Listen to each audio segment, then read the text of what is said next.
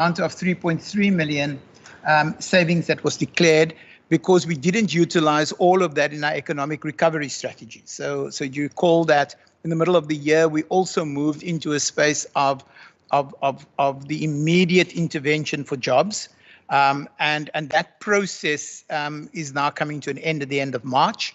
But the amount that was budgeted for there was more than what we required, so that became a saving. And then, of course, in the tourism program, as the member correctly stated, it is a massive sector for our economy. But the fact of the matter is, we are largely not getting international tourists, and that area has stopped. Through the work that Wesgro does, the Destination Marketing Organization, there is a focus for this year at least on stimulating domestic tourism, because that's one that we can actually get going. And so, of course, the aggregated savings as you go through the various programs then comes to the 7.7 million that in the third adjustments we decided to surrender as savings. Thank you. Thank you so much.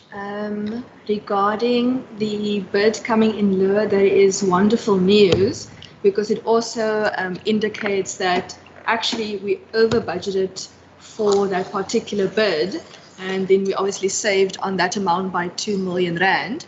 But I'm going to now then allow for follow-up questions as well as new questions. Just see if there's any hands. Okay, there are no hands, so I'm going to assume there are no follow-up questions and no new questions. I would thus like to ask if there's any member from the public available online or in the chamber who would like to ask a question. If you're online, just remember to raise your hand, please. Going once, going twice. Okay, I'm going to thus assume that we don't have any persons from the public with us here today then. Thank you so much. With that, we have now completed the presentation on the third adjustment, and the vote is obviously thus then tabled. Members, we will deal with the committee matters related to the third adjustment at the end of our meeting, so that we are just able to get through the next presentation as well. Minister HOD, we will now jump onto the main budget. Thank you.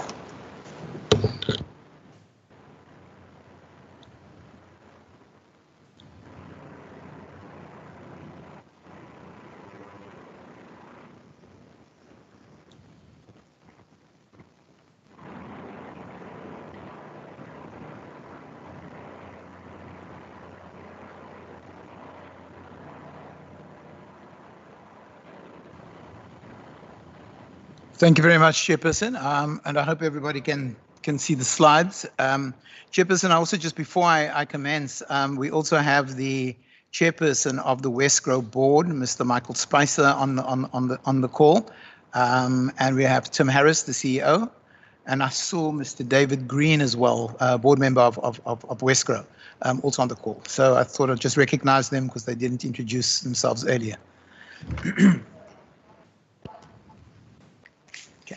So, Chairperson, when we look at the 21-22 budget year, it is in the context of where this department has started to drive an economic approach.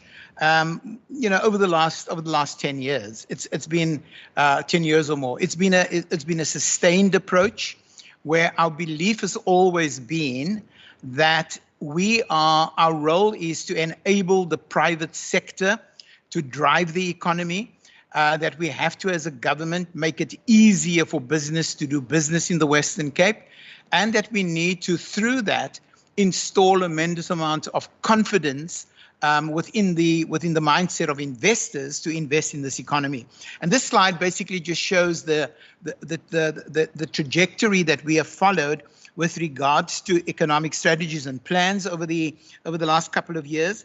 I think what is important in that third block, the 2020-21 year, is the very last bullet point, where the department, together with other departments in the Western Cape government, had to respond to the enormous exogenous shocks that COVID challenges there.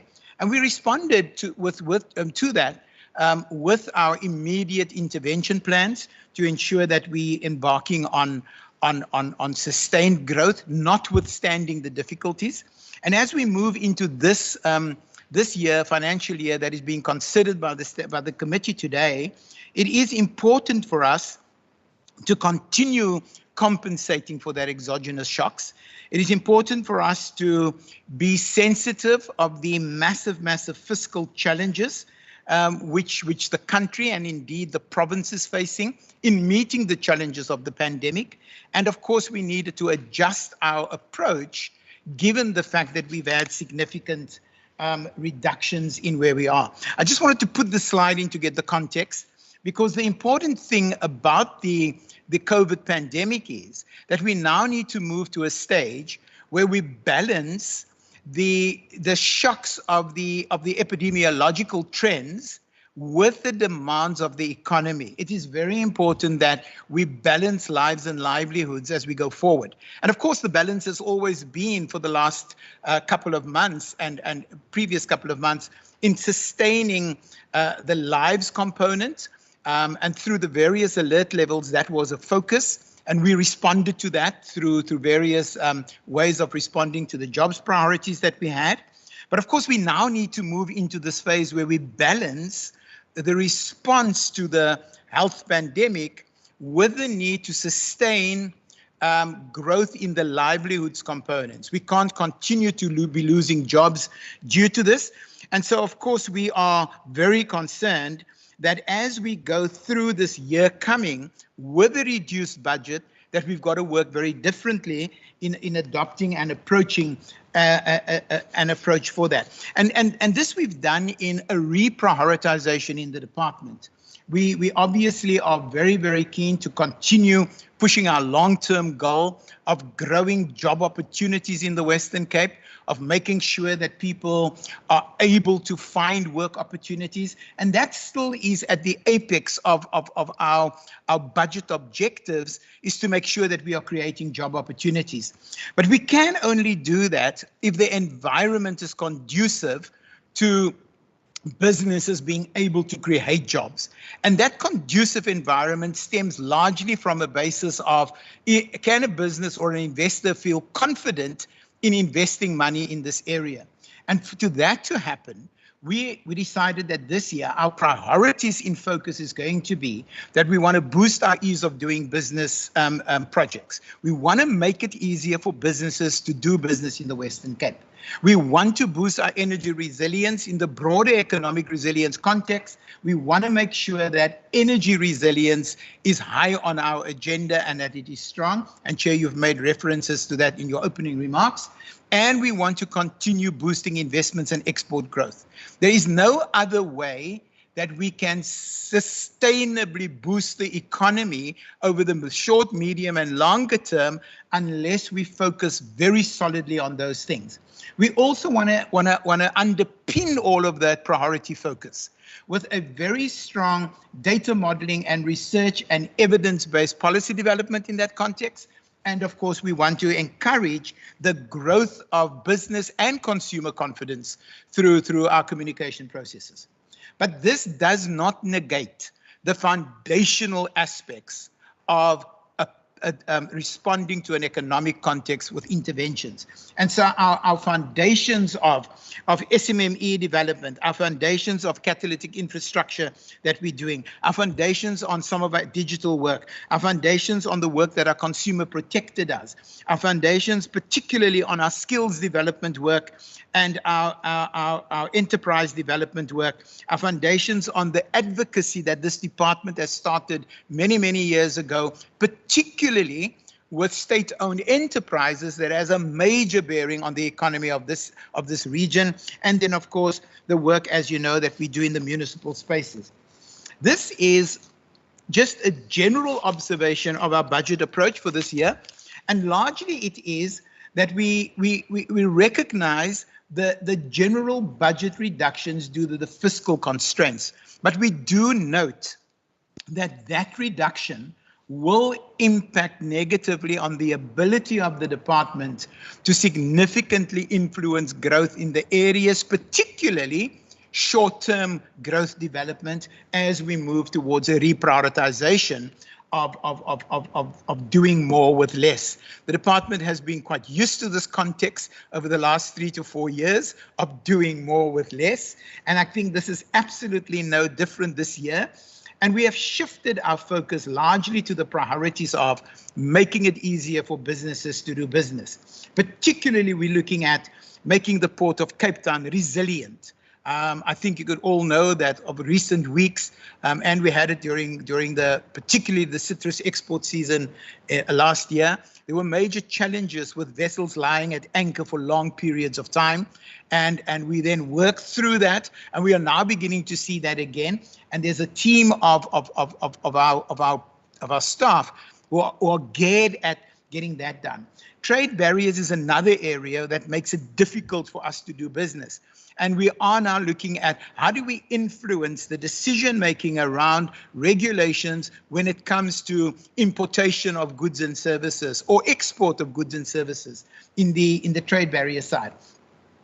Business-facing government services is one of the areas where there's an enormous amount of challenges lying for us. Small business having massive difficulties, registering, making sure they're complying, getting all of the things done. And that area is another area that this department is going to tackle quite aggressively in the new year, in the new financial year, to see where we can make systemic change and to fix the structural difficulties on the way we do business. The second thing, not in an order of priority, because as the weeks and days work through, that priority rises. Energy resilience, particularly within our municipal space. Minister Mania made reference to that in his budget speech on Wednesday. This week is going so fast, I'm trying to figure out. And it is becoming a massive obligation of the Western Cape government to become involved in making sure that our region is energy resilient, not just to keep the lights on, but more importantly for us, to keep the factory machines going, to make sure that production can continue, to make sure that when there's load shedding and production lines have to shut down and then take hours or in some cases days to start up again, that we interface in that and see how we can fix that. And of course, we are going to be very keen to boost investments and exports in order to attract new money and new opportunities and new growth and new investment. We have limited, because of the fiscal constraints, certain of our projects from the previous year, and one of them that we had to change significantly was the digital economy. We are continuing, though, to support 2 very important community projects, the Khayelitsha Bandwidth Barn in the digital space and the ICANN Learning Center in Elsies River. But we are moving a lot of the work that we're doing in the digital space. We're moving towards the easing of doing business in business-facing government services. We are developing strong linkages with other departments and sphere of government to deliver, to strengthen our delivery. In particularly in the Port of Cape Town, we're working quite strongly with the Department of Agriculture, of course, because they are facing quite a lot of those challenges. But we're also doing it in a bold approach to engagement with state-owned enterprises. I think one of the things that this department has tackled head-on is to recognize that there are spheres of government, national and local, and state-owned enterprises who has a very impactful bearing on the economy of the Western Cape. And when there are difficulties within those spaces, we need to work with them to find solutions to improve the business environment of the Western Cape. And the work being done in the Port of Cape Town is absolutely phenomenal, that we're working with Cape Town Container Terminals and the Transnet National Ports Authority in a very constructive way. We're going to do the same on the energy side. Again, not a hard competence of our government, but it has such a strong bearing on the economy that we can't turn our back on it. We've got to be involved in those spaces. And in fact, we will continue to drive that quite hard. So, Chair, I'm going to run through quite quickly on these because it is in the documentation. Our priority budget allocations is in ease of doing business. And a lot of times you're going to see in this presentation and in the work we're doing is that we're moving away from funding goods and services projects to doing more in-house with the staff that we have. And that's why we are now recording the amounts of money we're allocating to compensation of employees within those particular spaces, because it's very important that we recognize the workload that our staff also carries in those spaces, and we're asking them to do a lot more in order to achieve objectives. So ease of doing business, 5.1 million on projects, 8.6 million on COE. Economic resilience, which is energy and includes some of the work of the funding that we're doing to Atlantis SEZ, 39.4 million to project funding or transfer payments, and 8.3 million on COE. Investments in exports takes the bulk of it, the chunk of our work, 230 million, but that is primarily the transfers that we give to Westgrow, to the Saldana Bay IDZ, and to the Atlantis SEZ on other component parts. But the staff that runs that, the COE, 22.9 million.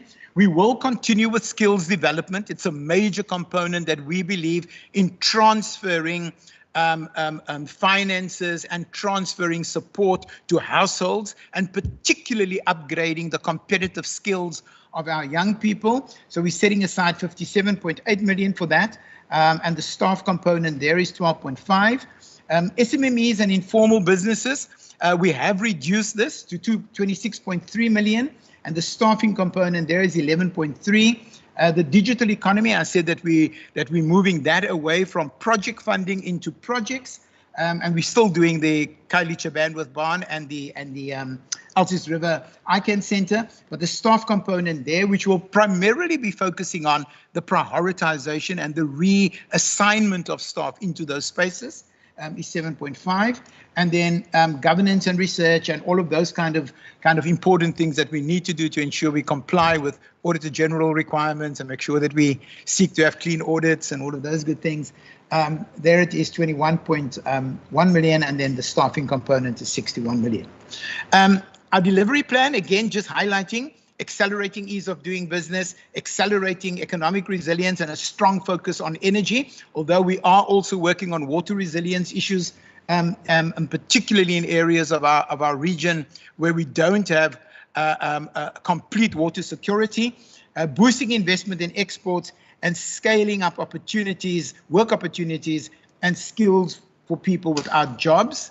And I come to the main appropriation, and I just want to, I mean, these figures are all there, but again, we've done it so that we can see from a programmatical perspective and a classification perspective how we're going to do that. I think what is important is that our projected, I mean, our budget for 2021 was 604 million.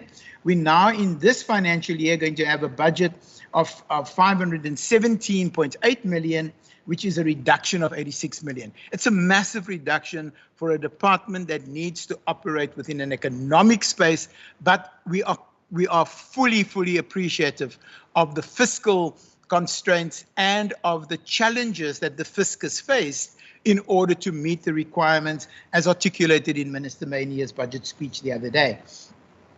It is important that we highlight that we have a challenge on vacancies. I'll talk about that later. And that a lot of our sector interventions, we've cut the project funding to it, but as I said, we are looking at supporting that with our staffing, just having to do more in those spaces. I think one of the areas, and I know that Member van der Westhuizen hasn't raised this issue, is that we are concerned about tourism. It has been the backbone of our economy for many years. And it is an area that now needs a very different approach. And between Rashid and the team in our tourism department and Westgrow, I'm sure those aspects are being governed and challenged, and we're looking for smart solutions to stimulate the tourism sector. As we go through this, I think it's important to note from a programmatical point of view that certain programs are going to upscale and other programs have downscaled a little bit of their funding. Program 2, even though they are very committed to SMME development, their budget has been reduced. In Program 3, A lot of that money that is there is money that then focuses and channeled through to the entities, and particularly Wesgrow, in the promotion and the marketing of the investment and the trade. Program 5 is having a massive focus on the municipal energy resilient project. And I think that is important for us, because in that program also vests the oversight role of Saldana Bay IDZ, which we know is a provincial business entity, and the Atlantis SEZ, which we're hoping to list very shortly.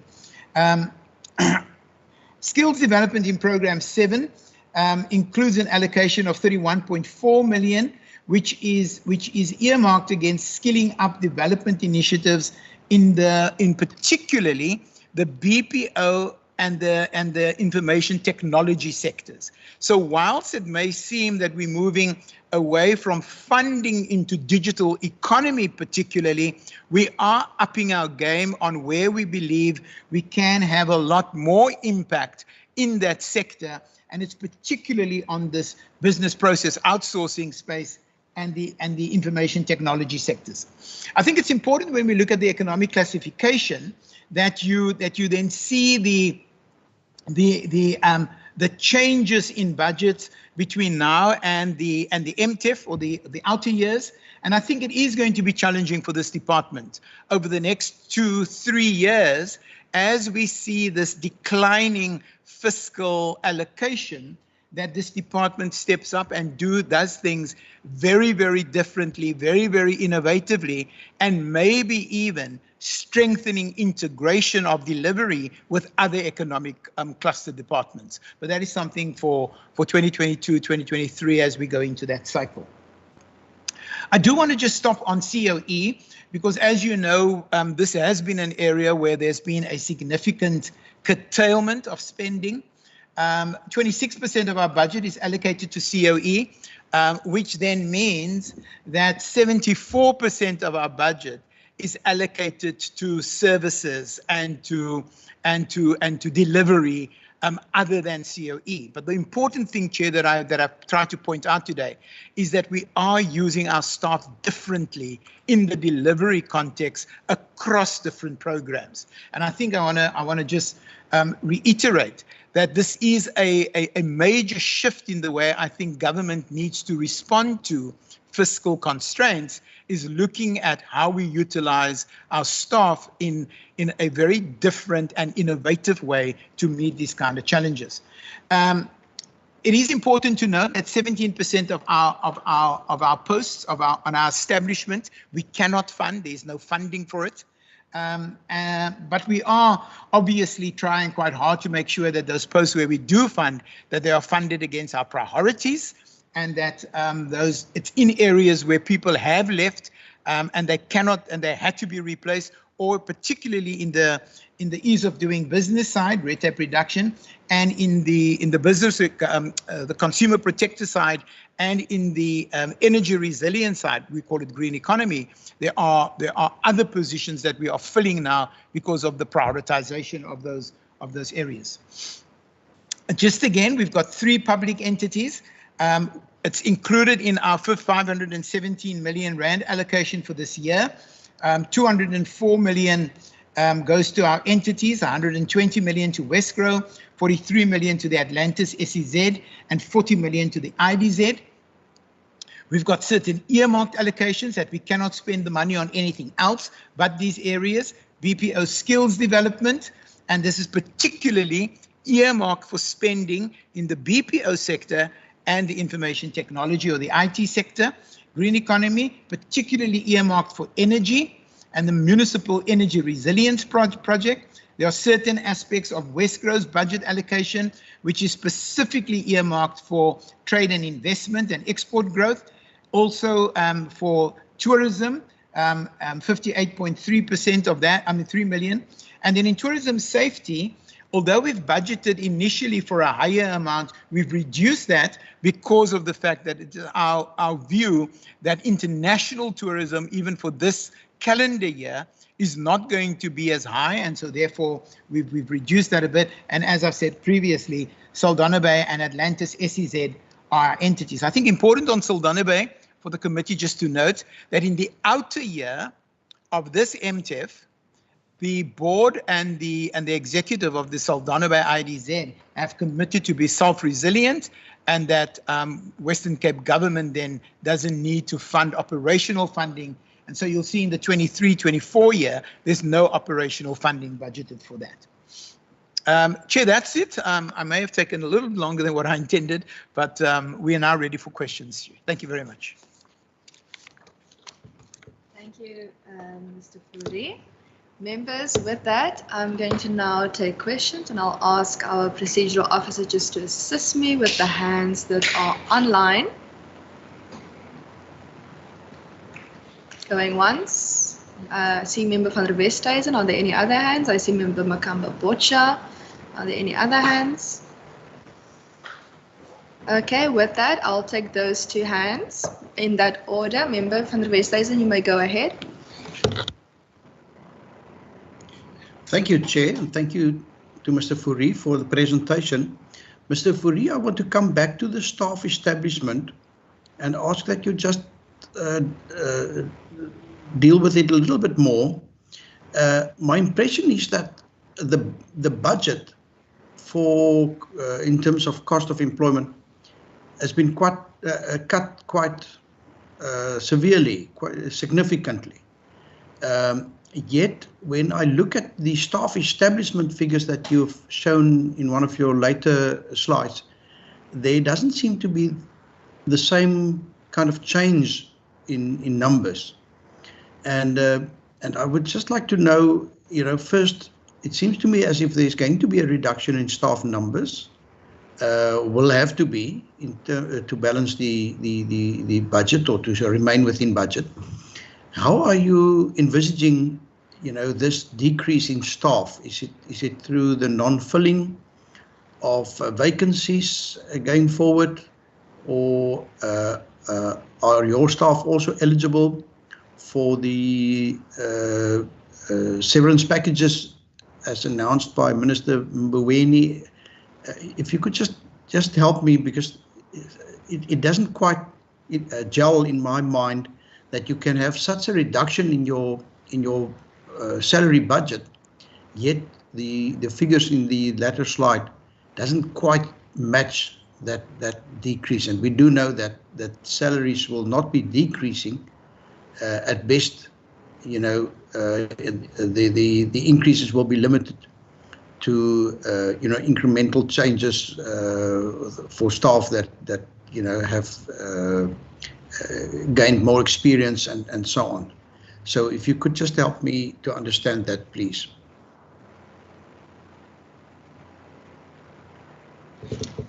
Okay, that is all. Member Makamba Bocha.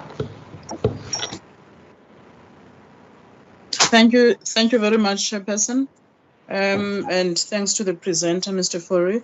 My question is actually on the issue where he made an emphasis on skills development and how the department seeks to transfer the skills.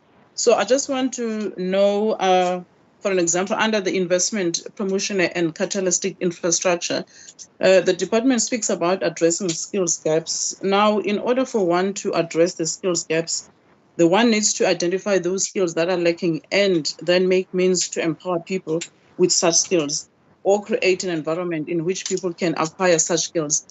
Can then the department tell us which skills are lacking in the province and what is it that it's doing to upskill our people or create an environment for them to acquire such skills?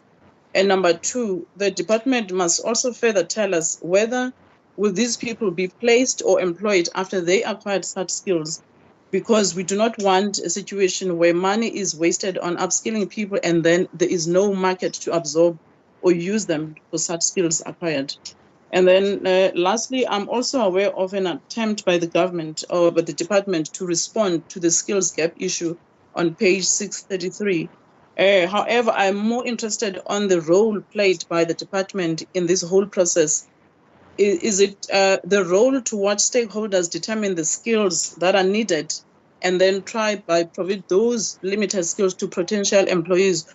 Or has the department done its own research on the type of skills required not only in the short term, but also to equip people with skills that will be required in the long term. Thank you, Chair. I'll pause there for now.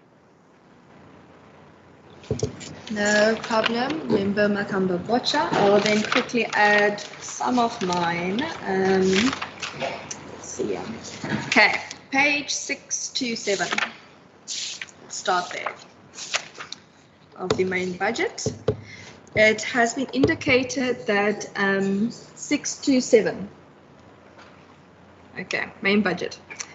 It's indicated that one of the largest markets of the Western Cape is Namibia, as well as the fact that Namibia has been one of our fastest growing exports. So I just wanted to find out specifically what is Namibia purchasing from us, what are we exporting, what does the exports, what is the type of products that we're exporting or services. Then on page 631, but 631 also speaks to the following pages, 643, and it also speaks to 663. So 631, 643, and 663. Okay. So at the Saldana Bay Industrial Development Zone, firstly, well done for the approximately 2,000 jobs which has been created over the past year, which brings the total employment created since 2016 over 6,000. That's on the first page.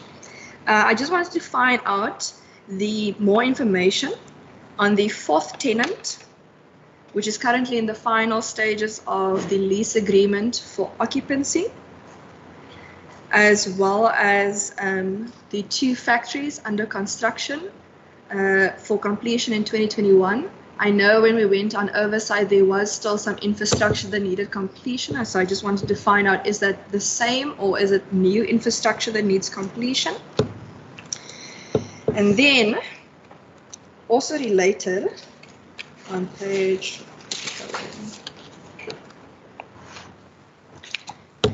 on page 643, related to Saldana as well.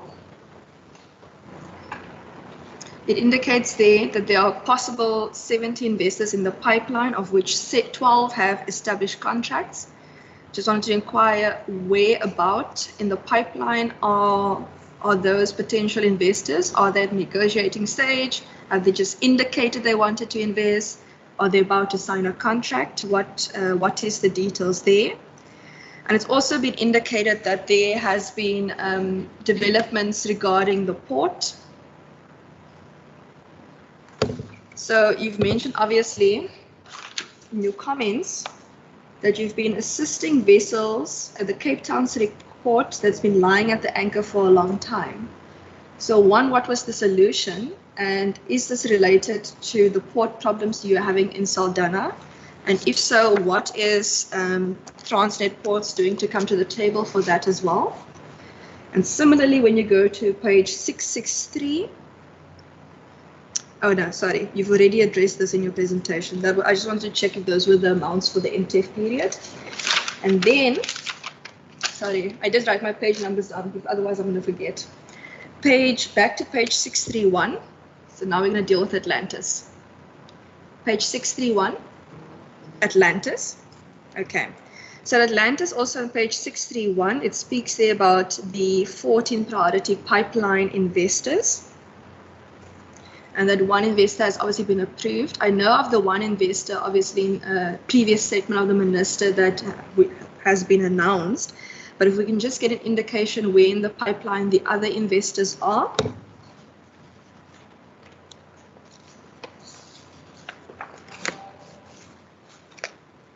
Okay, that's all for the Atlantis that I have. And then page 632.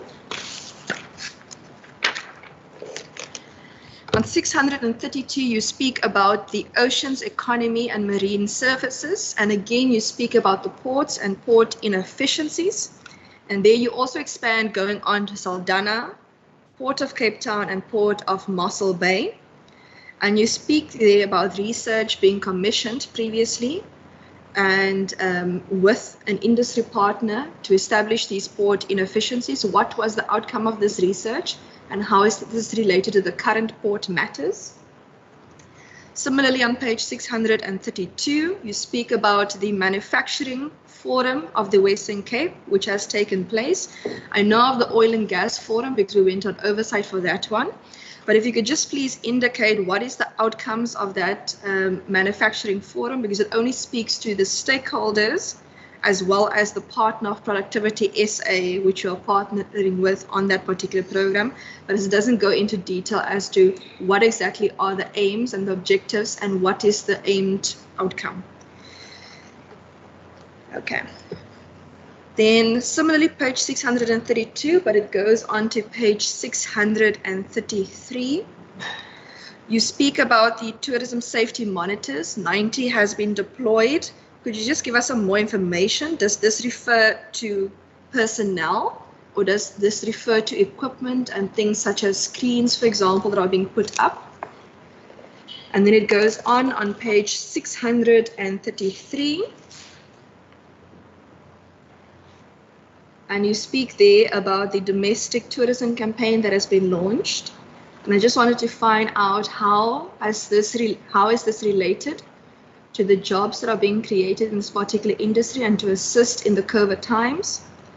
And I just want to find out, obviously we have given money to the George Airport, and we've now we have gone to do oversight at the George Airport, and the money is indeed being used for the screening of passengers, which is wonderful because George Airport was now able to open because of the Western Cape government. But George Airport belongs to AXA. And while it is wonderful to promote the income of domestic tourism to that area, as well as economic development, because we have a lot of balls in the air in terms of economic development and oil and gas and marine in that sector, is AXA going to come to the table to pay for the screening of passengers at George Airport? And if not, why are they not coming to the table? And how is National coming to the table? Because actually that falls under the national mandate, if I am mistaken, but I'm open to being corrected on that front. Then on page 636,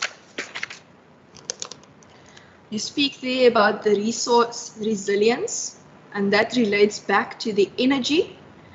The Minister has obviously made a number of announcements in energy. The Premier has twice in his SOPA addresses made promises that we are going to become the load-shedding free province, and we're working towards that. But yesterday, there were also a number of announcements by the National Minister of Mineral Resources and Energy regarding IPPs and regarding bringing energy onto the grid. How will that impact the Western Cape government? What are the opportunities for the Western Cape government? And what are the challenges that comes with yesterday's announcement for the Western Cape government? Okay, and yes, but when it comes to energy, and I'm really happy that it is a priority for this department, because energy means jobs, and energy also means dignity, and energy also means safety. And especially in safety, if you are a woman walking down an alleyway and there aren't any lights in the street able to be on, and it's load shedding at the exact time that you're busy closing up shop and you're walking alone home, that is about safety. And our country has already had disasters in terms of COVID.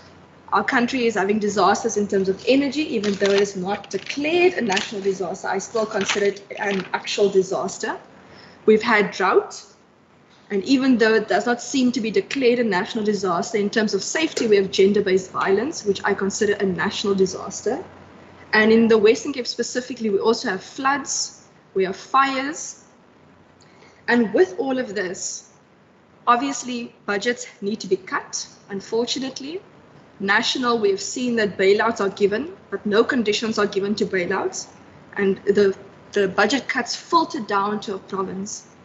So even if establishing energy security in the province is the top thing that we do, it is important for people, for entrepreneurs, for businesses. And energy is a bedrock of any economy. So what is happening in terms of these new announcements then of yesterday?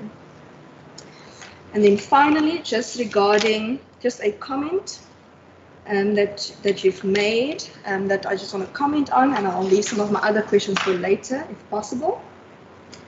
In terms of COE, and I'm really happy that you mentioned that you're going to be focusing on ensuring that the people in the department are utilized to the best of the department's ability. And as you may know that, and it might be cliched, but a business person such as Richard Branson once said, your client is not your most important stakeholder. Your employees are your most important stakeholders, because if you look after your employees, the employees will look after your clients and your customers.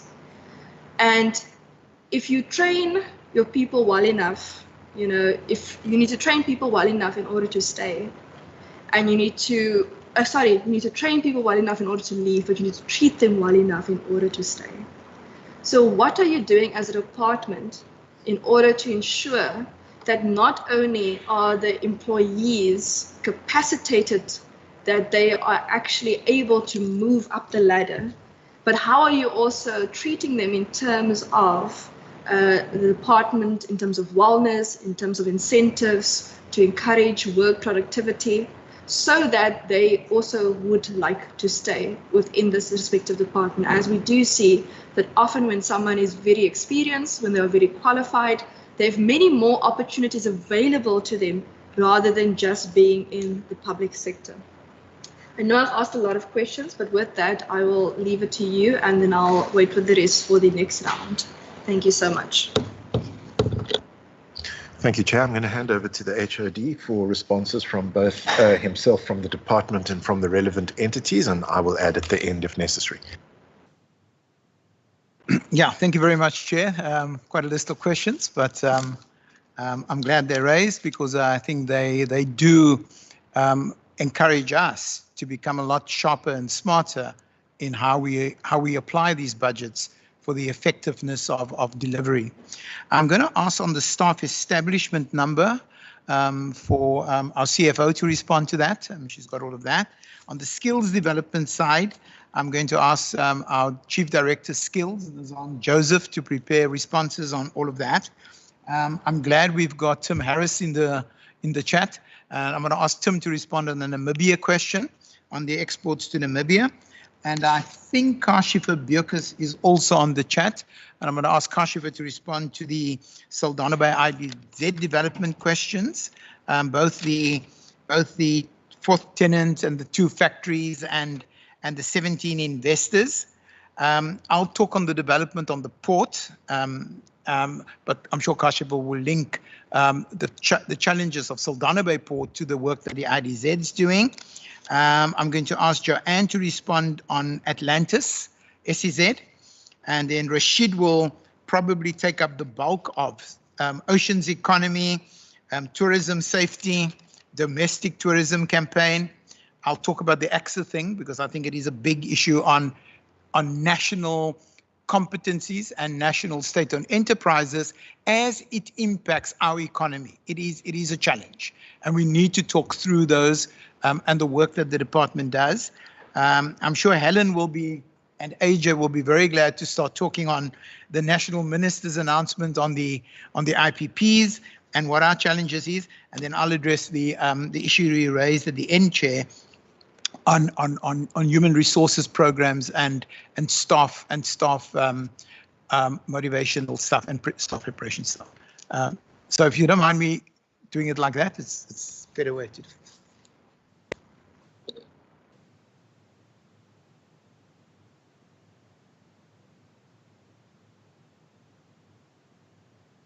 Perhaps just check, Mr. Fries, your mic off.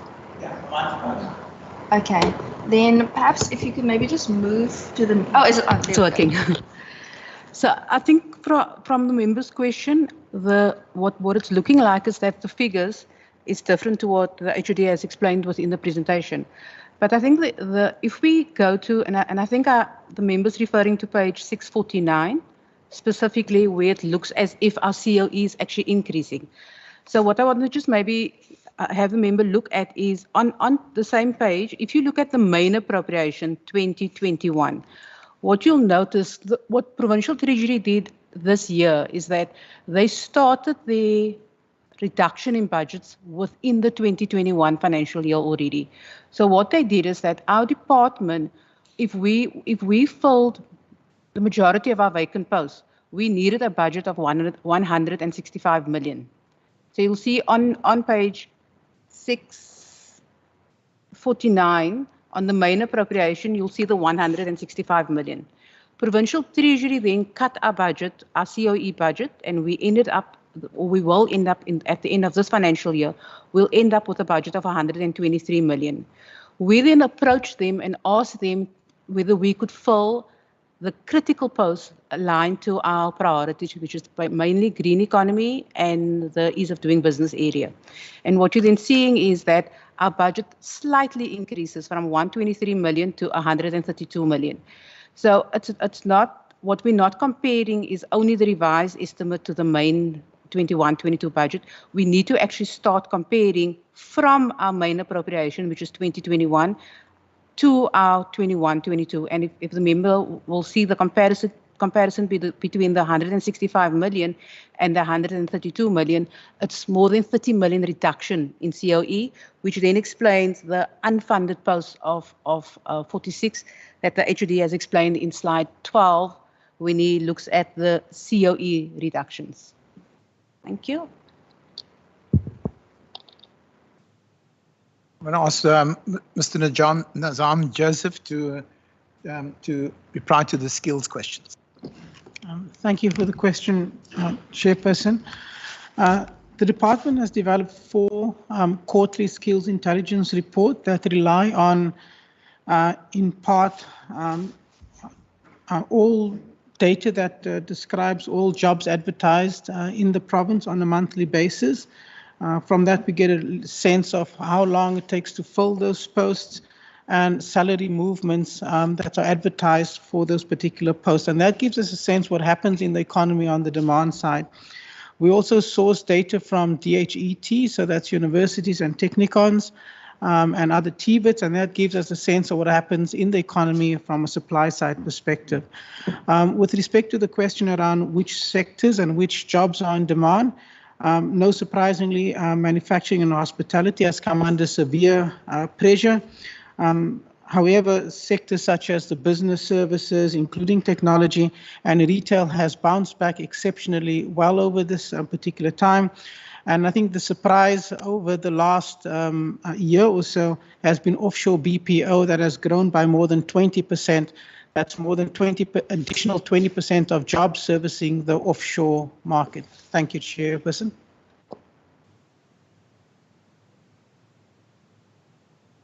Chair, if I can just ask Nazam to also expand on the skills gap and how we envisage to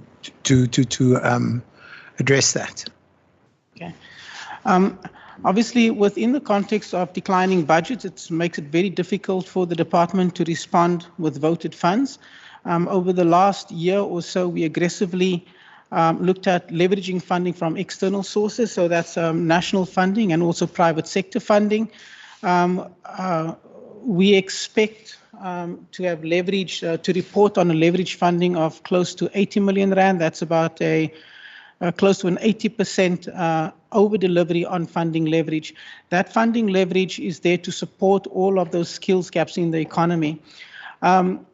We always respond on demand, so we don't only develop skills programs for the sake of developing skills programs. All our skills programs comes with internships, so companies need to put up their hand and say they're willing, even if we develop skills, that they're willing to take on those skills, and they need to put their hands in their pocket to co-fund whatever we fund. So that gives us a sense that companies demand those skills because they're willing to put their hands in their pocket and co-fund those skills development. Thank you, HOD and Chairperson. Thank you, Chair. I'm now going to ask Ms. Kashifa Beerkus to address the Saldana Bay IDZ questions. And then, I'm going to ask Tim Harris to respond to the Namibia export question. And Tim can also probably respond to the domestic tourism question, although that may come up a little later, but if Tim wants, he can respond to that now. Thanks a lot. I'm actually the second domestic tourism area, I'll actually ask somebody who the committee hasn't met, Monica Lewell, who began this week as our Chief Marketing Officer, to come in on that. But the domestic tourism work that's been done historically was led by Labika Skierman. So I know she'll come in on that too. So I'll leave domestic tourism to Monica and Labika. On Namibia, yeah, Namibia for the last few years has been our biggest export market, and that was certainly the case in 2019, which is what the report is referring to, Chairperson. But there was some interesting shifts in 2020. Now, obviously, 2020 was a strange year, and a lot of the things that happened in terms of the big trading changes may not remain in the system. But certainly we saw a situation where Namibia has now dropped actually to number 4 in terms of the biggest export markets for the Cape. You asked about the products. It's a fairly common product set that we're exporting to Namibia. Usually our exports are dominated by petroleum, or in some cases crude oil. That's our biggest export products in Namibia, followed by wine, cigarettes, whiskey, fruit juice, cosmetics. So it's a fairly standard set of products. But as I said, now it's actually our 4th biggest market after Netherlands, UK, and United States in 2020.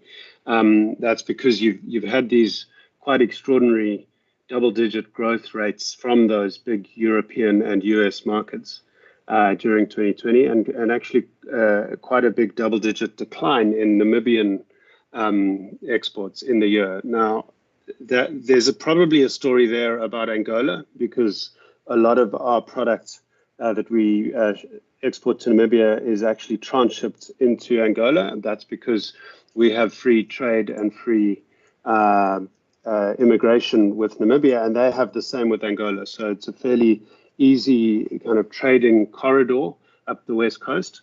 But obviously Angola's been really hammered by the reduction in the oil price. So there's a lot less consumption coming from that market. In the end, though, we still see the west coast corridor as a major priority for Western Cape exports. And it's also a priority, incidentally, for tourism, where the team is working on, once the domestic campaign and the domestic work is locked in, we'll look further north to our top 3 incoming markets from the rest of Africa, which would be Namibia, Kenya, and Angola. And I guess the fact that the tourism team is looking north alongside the export team shows the kind of power of this kind of joined up work that is able to happen at Westcro. So I hope that helps answer the question about Namibia, and I would probably look for them coming back up that table in the coming years, although currently in 2020 they've dropped to number 4. I don't know if I should call, maybe you want to kick off Labika and then Monica can add. Sure. Good morning. From my side on the domestic, we've spent significant amount of time in October, November leading into season to boost domestic tourism, and have increased our presence in the domestic markets with in-market activations in Johannesburg and KZN. Going into the Easter period, we're doing an Easter boost for the domestic campaign on tourism marketing, and we've also included Namibia as low-hanging fruit. So for the domestic drive, we are spending a significant amount of energy in making sure that there are numbers coming into Cape Town and that the presence is increasing. Just for, as an example, over 9 million in sales revenue was generated because of the domestic campaign efforts over October, November and December period. And then if we look at the amount of bookings, those have also decreased. At the same time, Monica coming in will be driving the international marketing campaign, because while there are still existing restrictions on travel, the most important part for us is to emphasize the awareness on global platforms and to maintain our marketing presence. So I'm going to hand over to Mon and ask her to speak about the flights coming into Cape Town and where the emphasis is. Thank you. Good morning, members. My fifth day, so bear with me. We are indeed focusing on the international markets coming into the balance of the year. We're very encouraged to hear that Lufthansa has announced that they're going to start flying back into Cape Town relatively shortly. And we're seeing that as an encouraging sign for some of our international core markets coming back. Until such time as they are ready to start traveling, we are going to be launching an international campaign that's more in an awareness build space. And we're going to be in a dream stage, sort of inviting them to start dreaming about coming to the Western Cape once they are allowed to come. And as we are starting to roll that out, we will, of course, keep everybody more informed. Thank you very much. Thank you, Chair, and thank you to that Wesco responses. Chair, the next questions is set for Saldana by IDZ. I'm glad to have Kashiva Bukas, the CEO, on the chat, and I'll ask Kashiva to respond. Good morning, members and colleagues. So the first question on the fourth tenant is actually in place. So the Access Complex has currently 4 tenants in there. They range between shipping agency, company, a stevedoring company, and also just a contractor storage facility. And we're actually underway with further tenants for the Access lease negotiations for further additional tenants in the Access Complex, which we are marketing quite a lot on our website and social media. And they range from a clinic provider, another stevedoring company, and an engineering company who would like some office space there. Then on to the next question of the 2 factories under construction. Yes, so those I believe are the same ones that you would have seen the earth clearing when you did your site visit. And they are due for completion during this year. We did secure SEZ funding from the SEZ fund for an additional 2 facilities, but we are waiting the tenants, the investors' finalization of their equipment financing, just before we break ground on those 2 additional projects. In our investment pipeline, so the 12 that we mentioned is in different stages. We have developed, firstly, a process, what we call an investment journey, where there's a first initial engagement, and then due diligences are undertaken. And based on the outcome of that due diligence, then we would enter into a right of first refusal with that investor. So we allocate a portion of land to them, and we specify what the next steps need to be in order to get to a lease discussion.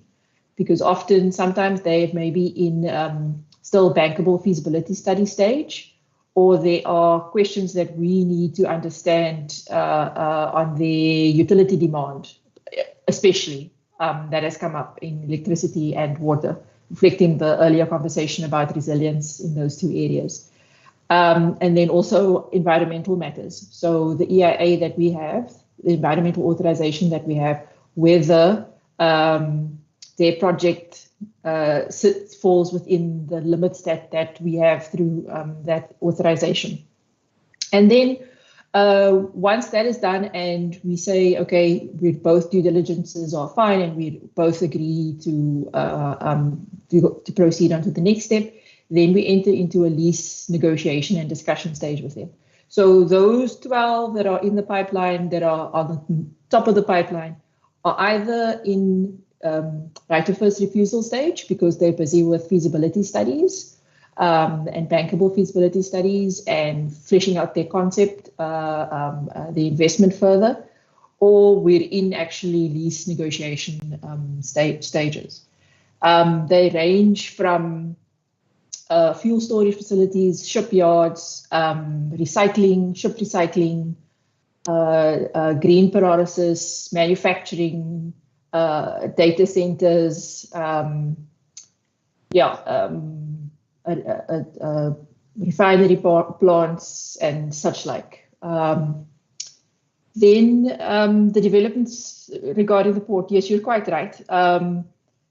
What we have done over 2020 is, because from our strategic plan, where the board has taken a decision to get more activists with regards to the infrastructure that was planned for Saldana under Pakisa that never came about, we have entered into a partnership with Transnet, with the TNPA, and we are undertaking,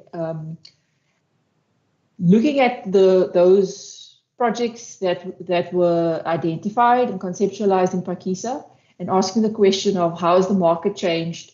What is the new demand in the market? So it's a market demand based, you could call a pre-feasibility study. And we've done the technical analysis, the economic and the financial, and now we're busy with the transaction modeling, because Transnet and ourselves are both of the view that this needs to obviously be market-led and private sector-led response to these facilities. And in addition to that, we are also undertaking and starting the marine EIA to de-risk the project when it does go out to the market, because what investors tell us is that, yeah, you've put the concession out to the market, but one of the key factors usually is the environmental authorization matters. And so we're running those two processes concurrently, because when they do eventually go out to the market, we want something that builds confidence, that's clear to the market as to what they need to respond to. And on the marine EIA, we have set up a project steering committee with Transnet on that, and with the secretariat that we've also developed with environmental affairs and development planning over the past year. We are that project is feeding into that secretariat, so it is within DEDP's radar as well, so that when it does come to their table, that they have been informed as to the origins of the project.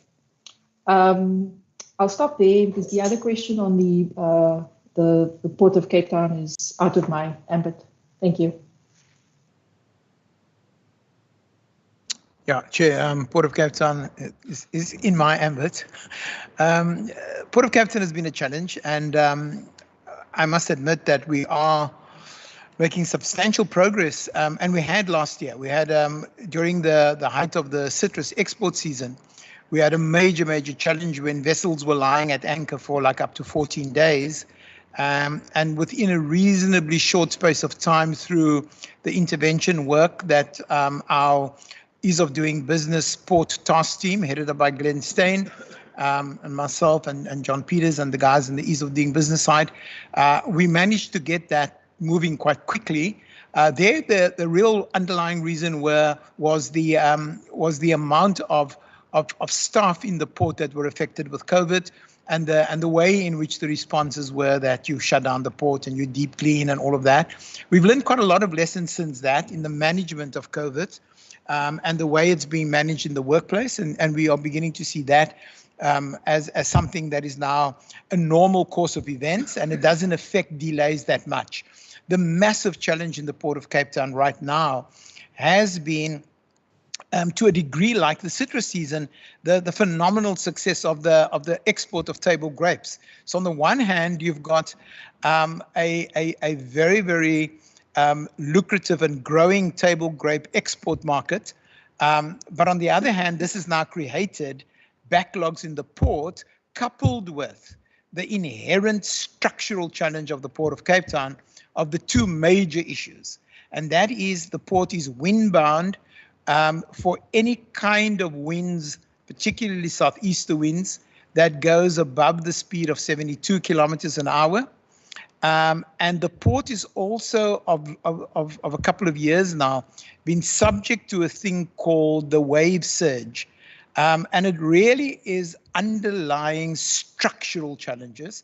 We are now moving quite quickly with Transnet to start addressing that on a systemic and a structural scale. we are. I mean, I must admit that the work being done is great. We're also handling the low-hanging fruit. So particularly for refrigerator containers, we are doing things like plugs being put in, and the study that was referred to in that document is going to be finished at the end of March, so we don't really have the outcomes of that study yet. But it does look at what is the value chain and how do we improve the value chain of exports from the farm to the destination where it lands, and what happens in between. I mean, one of the biggest challenges in the Port of Cape Town is that we don't, our economy doesn't utilize effectively the 24-hour, 7-day-a-week service at the port offers. So at night, there's very little movement in that port, and we're looking to change that.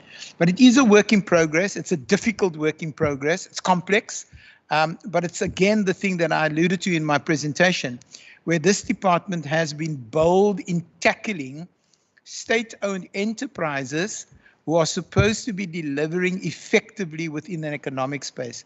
And we're working with them to make sure that we can see how we can collaborate to ensure that delivery is effective and the economy grows and expands.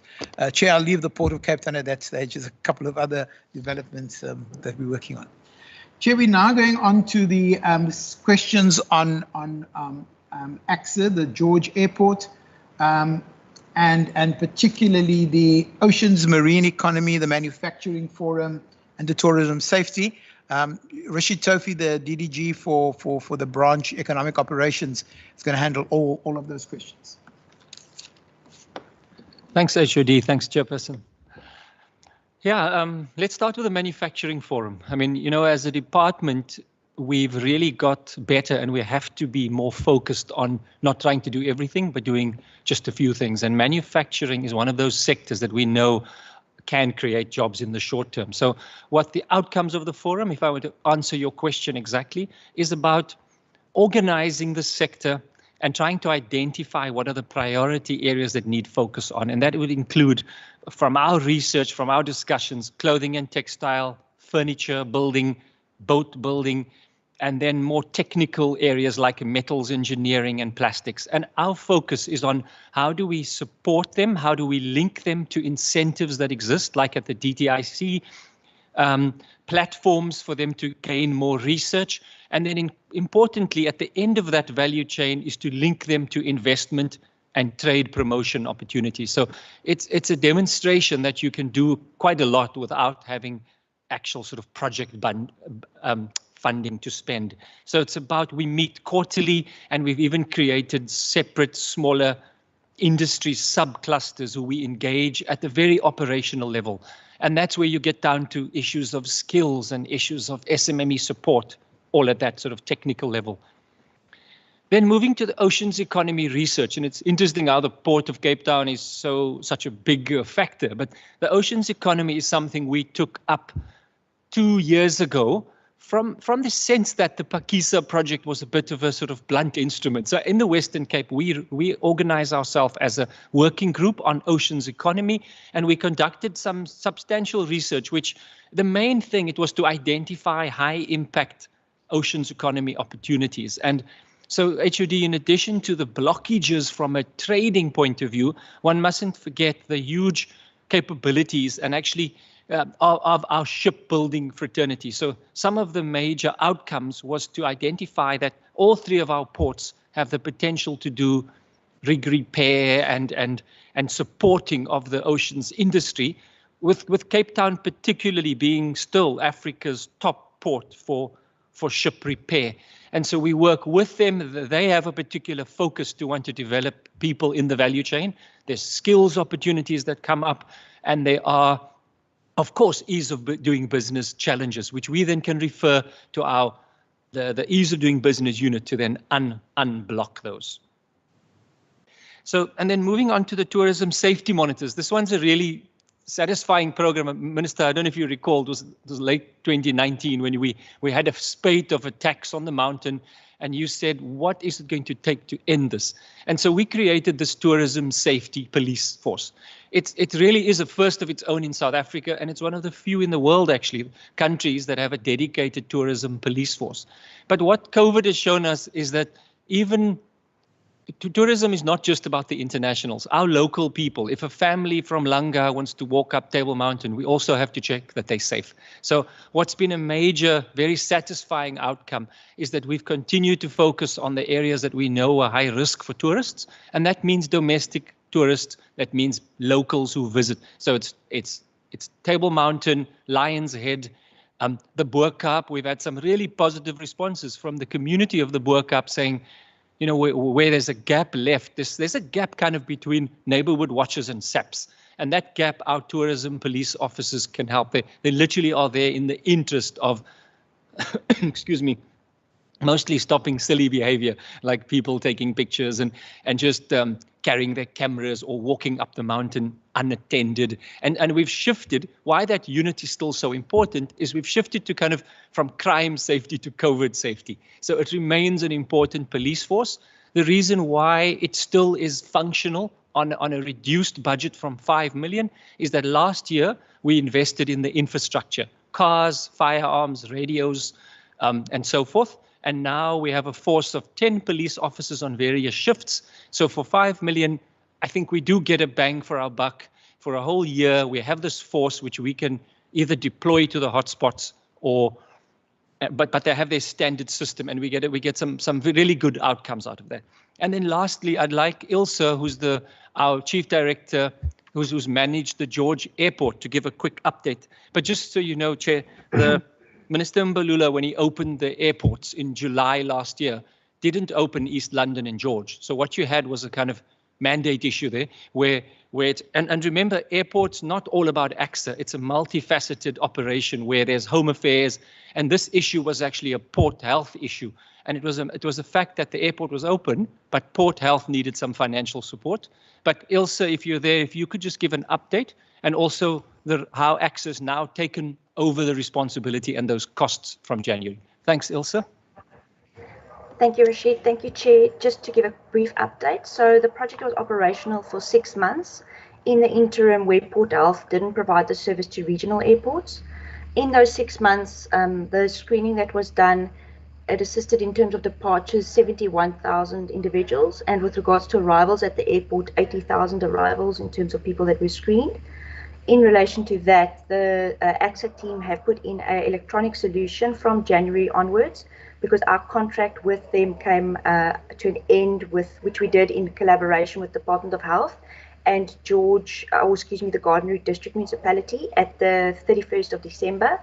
And post that, AXA is now providing the screening services at all the airports, which includes Kimberley, George, etc., in terms of the regional airports. So they've taken up that mandate. We started working with them already from October onwards to make sure there wasn't a break in relation to the services offered and to ensure that the airport remains operational. So I can confirm the airport is operational and that they are conducting the service. And it's been very much supported and appreciated in terms of us stepping into the fray when they didn't have other options. Thank you, Chair. Thank you, Chair. We're now coming to the last two questions. I'm going to ask Helen if she can answer the question on the IPP issue and the announcements made yesterday by the National Minister, and then I'll deal with the one on the employee issue that you raised then. Joanne is going to respond to that.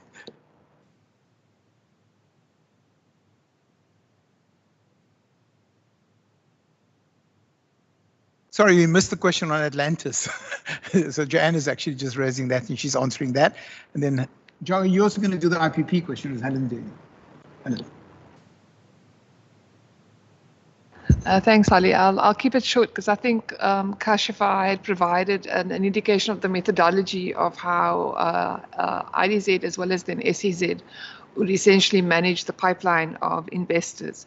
So yes, there is 14 currently in the pipeline. We are moving to having 4 within the sort of lease negotiation phase. So that's a really positive thing.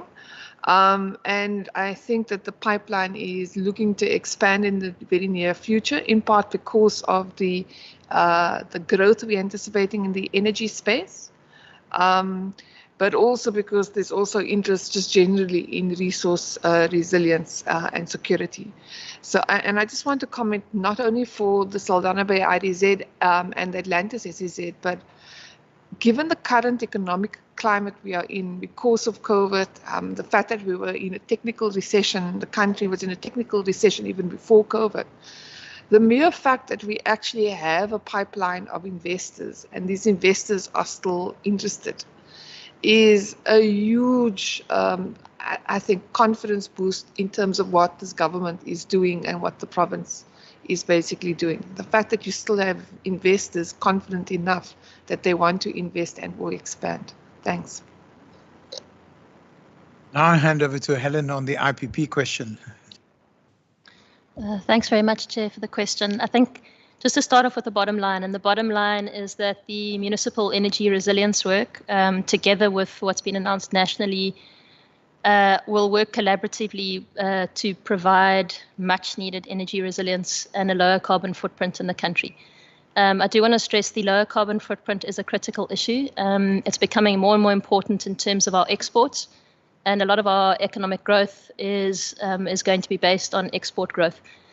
A number of countries globally, in terms of their post-COVID economic recovery plans, are actually accelerating carbon border adjustments, which is effectively carbon trade barriers. So the quicker South Africa as a whole can lower its carbon footprint, the better, and the Western Cape in particular in terms of prioritizing exports. We also have national commitments, climate change emissions reductions commitments, and all these projects collectively will help to solve those. But bottom line is we need all the energy we can get. So just a reminder to everyone that the Municipal Energy Resilience Project is about what's aimed at enabling municipalities, businesses, and households to generate, procure, and sell own power. Specifically, it aims to help municipalities to take advantage of the new energy regulations, and part of that can be procuring power from IPPs. The project doesn't aim to get municipalities completely off the grid or become Eskom free. Municipalities will need to be connected to the grid for some time to come. And what's important is we're aiming to mitigate the risk of energy insecurity and also rising electricity prices, Eskom prices, rather than becoming independent of the national grid. And this work is going to require us to work very closely with our national counterparts. The regulatory side sits at a national level largely, so we have to work with them and show them what can be done on the ground by municipalities, by a decentralized system, and then collectively work to make that happen. It also requires us to work in absolute collaboration with the municipalities. These aren't projects that will be landed on municipalities, they're being done with municipalities and by municipalities with our support. In terms of the announcements last night on the RMI PPP, no, only 3 Ps on this one, we certainly welcome the announcements. It's going to bring almost 2,000 megawatts onto the grid. Just to stress, though, that it's expensive power. So it's more than double the cost of the REI PPP. And the reason for that is it's what's called dispatchable power. So it's power that can be switched on as and when needed rather than variable power, which is what you get through the REI PPP. The announcement last night also included the winners, and there are some winners in the Western Cape, either based in the Western Cape or their projects will be based in the Western Cape. So in terms of job creation opportunities, there are opportunities there as well. And then also to stress that the projects that were announced last night, those are due to all come on stream by August 2022. So this is power that can come on pretty quickly. It will certainly help with alleviating the pressures of load shedding at the moment. There's also been a call to lift the cap for exemption on projects. So there was a call to lift it up to 50 megawatts. At the moment, the national minister is only approving up to 10 megawatts. They are still considering a higher cap, but once you go more than 10 megawatts, you do start entering more complexity linked with utility scale projects. So even up to 10 megawatts is good. Yeah, I mean, we are still concerned that coal still forms a big part of the national plan because coal projects are becoming increasingly hard to finance. Finance institutions are actively moving away from financing coal. That's not just globally, it's in South Africa as well. And banks are effectively walking away from coal projects at the moment. So that does still concern us. We welcome the aggressive timeframes, and we just hope that things are pushed forward to meet those timeframes. Yeah, and then just one last thing is the policy certainty is absolutely critical for us to enable localized manufacturing. We've got programs such as the Atlantis SEZ, which are perfectly placed to enable that localization to happen. But you need the policy certainty. So we think this is a very positive signal, but we do hope that national government pushes through with what's been announced. Thanks. Thank you, Chair. That brings you to the last question. It's the question you raised about staff, and staff being the most important asset of an organization, and which I fully endorse and fully agree with. And so as the department, we are very committed to making sure that our staff is in fact motivated quite strongly to do what they need to do. Of course, there are challenges within a civil service context.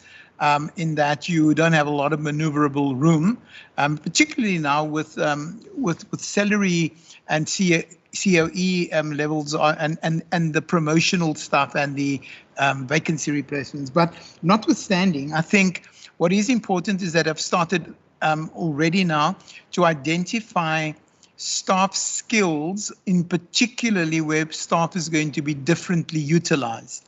And where there are gaps in skills, we need to embark on an upskilling program to make sure that they are ready for that kind of move. And of course, I mean, that in itself enriches a person's life when you learn new skills and you're actually done that. I think it is important that we talk about our employee assistance program that is available throughout the Western Cape government at all departments. And this is utilized by staff to a great degree. And then, of course, we've got to make sure that we continue to motivate staff despite the economic challenges. And I think in particular for the DDAT team, these challenges bring new opportunities. And it does motivate differently. I think the issue around ease of doing business is a phenomenal opportunity. I think what Helen just explained now is this need for what we call economic diplomacy.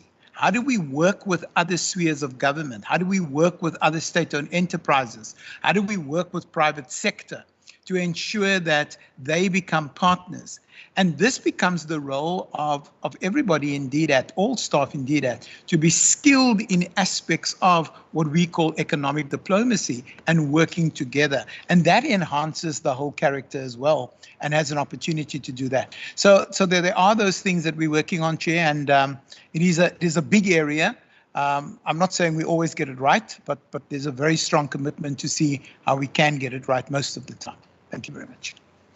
That was the long set of questions, Chair. Thank you, Chair. I mean, before we conclude this round, I want to make 3 comments. A question was asked about whether the beneficiaries of our skills development programs are placed in jobs, which I think is a very good question. And the answer to that is yes.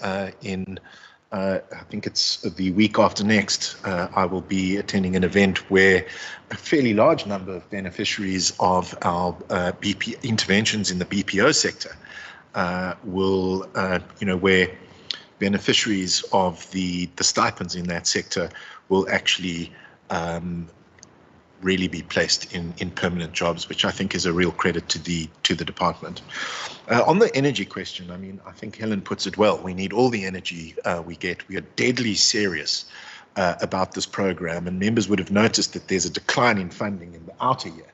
But please do not forget that we have allocated 20 million rand in the reserves, which we expect will be brought above the line in the outer year to support the Municipal Energy Resilience project. Then finally, on the Port of Cape Town. The Port of Cape Town, I mean, is, as we've heard, a big concern. It is a significant constraint on the provincial economy, throttling imports and exports. We've made significant progress, but it is a very significant binding constraint on economic growth. And for that reason, I will, in fact, this afternoon, be meeting the new CEO of Transnet Port Terminals, Velele Dube, to talk about what can be done, both in the short, medium, and long term, to generate efficiencies in the Port of Cape Town. Thank you so much, and thank you also, Minister, for the extra information. Regarding the beneficiaries in the BPO sector that will be placed week after next, if you invite us, we will try to be there as if we are able to. Great. I know, and with this, I will also just say, like, perhaps apologies to Wesker. I know that often they send us lots of emails of things that we can attend, and often it's also at the same time that we are actually in committee. So I must apologize if you don't necessarily see us on those online webinars and so on. But thank you so much for those invitations. With that, colleagues, I'm going to ask that we just take a quick comfort break, and then we'll be back with another round of questions. I'm going to ask, it's now 9:39 on my clock. I'm going to ask that we take a 15-minute break, and then we will be back at, let's see, 9:54. Thank you so much. Okay.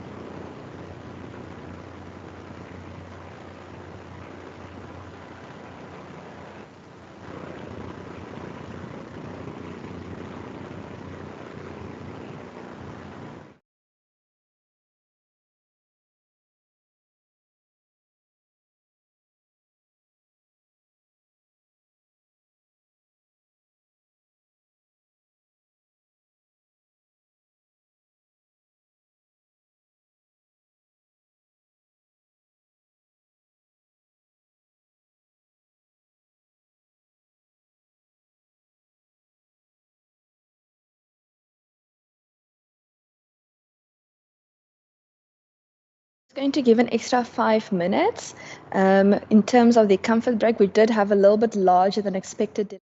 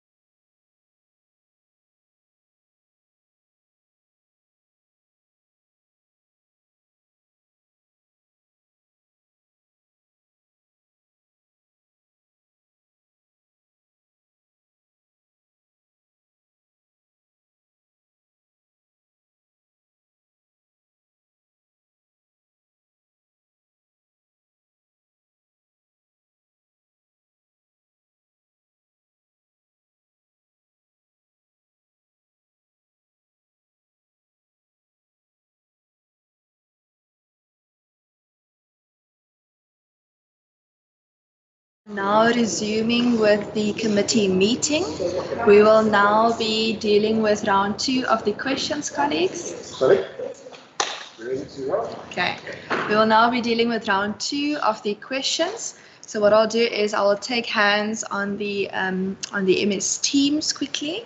If we can just see, Ms. Adams, can you maybe just put the participant list on there so that I can just see whose hand that is?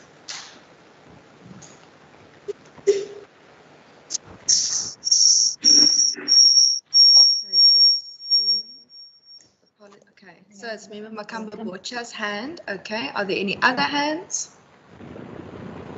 Okay, Member Makamba Bocha will then start with yours, and if there's anyone else afterwards, I will then allow for that. Thank you. All right, thank you very much, Chairperson. Firstly, I want to commend the department for the sterling work they have done, gathering from what the Minister has just shared with us about the event that will be attending. Apologies, I'm just going to ask if we can just all in the chamber as well as online, just check that our mics are off, just so that there's no echo when the member is speaking. Thank you. Let me go ahead. Can I continue, Chair? Okay, let me start up afresh. I firstly want to commend the department for the sterling work that they've done, gathering from what the Minister has just shared with the meeting about an event that we'll be attending pertaining to the placement of some learners, and also wish that the Minister can extend his invitation to the committee so that we can also form part of his delegation. Chair, my questions, I have about 4 questions that I thought during the response process they will be covered, but some of them have not been covered. So my first question is on page 635 regarding the issue of the ease of doing business. The department says that the red tape reduction unit, which is the RTRU, supported 250 early childhood development businesses to comply with the safety requirements. So the question there is that how many of these registered businesses did the department assist financially regarding the financial losses that they might have incurred during the hard lockdown as a result of the COVID, and to make sure that they would be able to operate in future? That's number 1.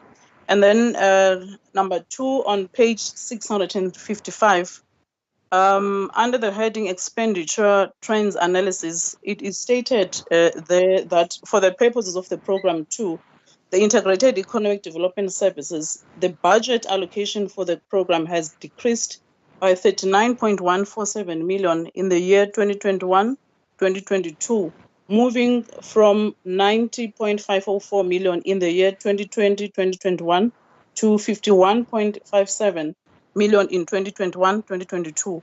So the question there is, how will the department effectively achieve the purposes it has set for itself of creating an enabling business environment and creation of opportunities for growth and jobs? And then 3, on page 663, under the table 8.5, it shows there that the research and development allocation for 2021-2022 has decreased from 7.583 million in 2020-2021 to 6.154 million in 2021-22 financial year. So the question there is, what is the reason for that? And when it comes to the economic planning, is it not the case that such planning should be informed by proper and adequate investment in research and development for the present and going forward? Is this not a sub-program whose allocation should continue to grow from time to time? And then my last question, Chairperson, is on page 667, under the heading Earmarked Allocation at the top of the page. The allocation for tourism and growth development is 5.48 million in the 2021-2022 financial year. How does the department justify such budget allocation? Is it not too little when taking into account that the tourism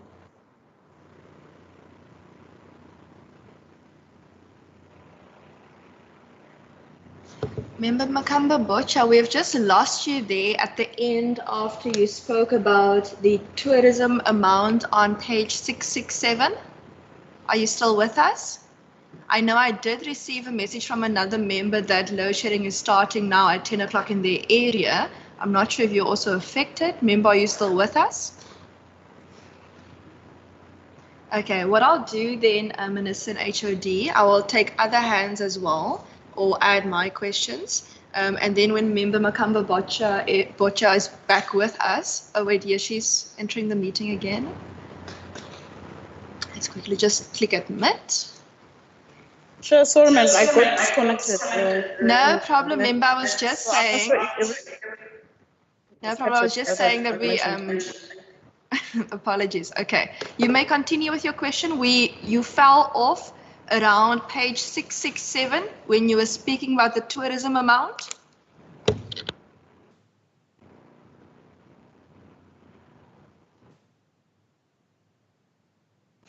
Member, are you with us? Check. Can you hear me? Yes, you can hear you. Okay, no, what I'm saying is on that part, I think that was covered because I just wanted to know how the department, how can they justify such allocation? Concern being, is it not too little when taking into account that the tourism industry is currently not doing well at the particular moment? So I think that's the last question that I have, Chair. Thanks. No problem. Are there any other questions from the online platform from members? Okay, if not, then I'll just put my follow-up questions quickly. Okay, let's see here.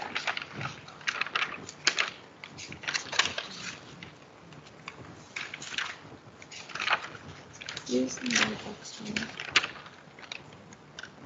Apologies. Oh, here we go. Okay. Firstly, I just wanted to congratulate the Minister and the department. As you may know, my constituency is Laingsburg Municipality. And in the Laingsburg Municipality, in the 2020 budget, the Department of Economic Development and Tourism allocated money for an informal trading business center in Laingsburg. And I'm proud to say that I've been to the center. I've taken my pictures to be able to come show people that the building has been built. I've met with every single one of the informal traders in the building and spoken to them, and we even now have a little WhatsApp group so that we can share ideas and documents from government as well as any concerns that there may be. There are some small and yana things that the traders have indicated where they've said things like, for example, the structure that covers for the shading could possibly, for example, just be extended a little bit so that those who visit the trading center are also able to have a little bit more extra shade when they come and visit the center. And for example, whether there's a possibility of, for example, putting in a workbench for one of the artists, for example, in their little section, so that they are able to show that they art but more prominently to those who come and purchase there, but also so that he's able to upskill some of the youth that is identified in the area, which he would like to assist with skills development and training. But all of those I will also just forward to the department as well, because I do know that the traders are very excited with trading there, and with the trading center, it has also sparked more ideas for informal trading and development in the area. So thank you so much for that. And something as small as that has a big impact in the smallest municipality in South Africa. And then in terms of the Pick and Pay Spaza Shop program on page 635, let me just go there quickly. The Pick and Pay Spaza Shop Revitalization Program, you've indicated that 2 existing spaza shops within townships in Langa were converted into independently owned mini supermarkets through the provision of funding to the beneficiaries. You've also indicated that this involved improving the infrastructure in the township retail sector, and this has created additional jobs in the establishment of the 2 mini supermarkets. Are there any details regarding the jobs created there, and what is the outcome in terms of how do they feel? How has it increased? How have they, increased revenue? How they increased their production? Are customers coming more to the supermarkets? Has it been a successful program? And then on page 636,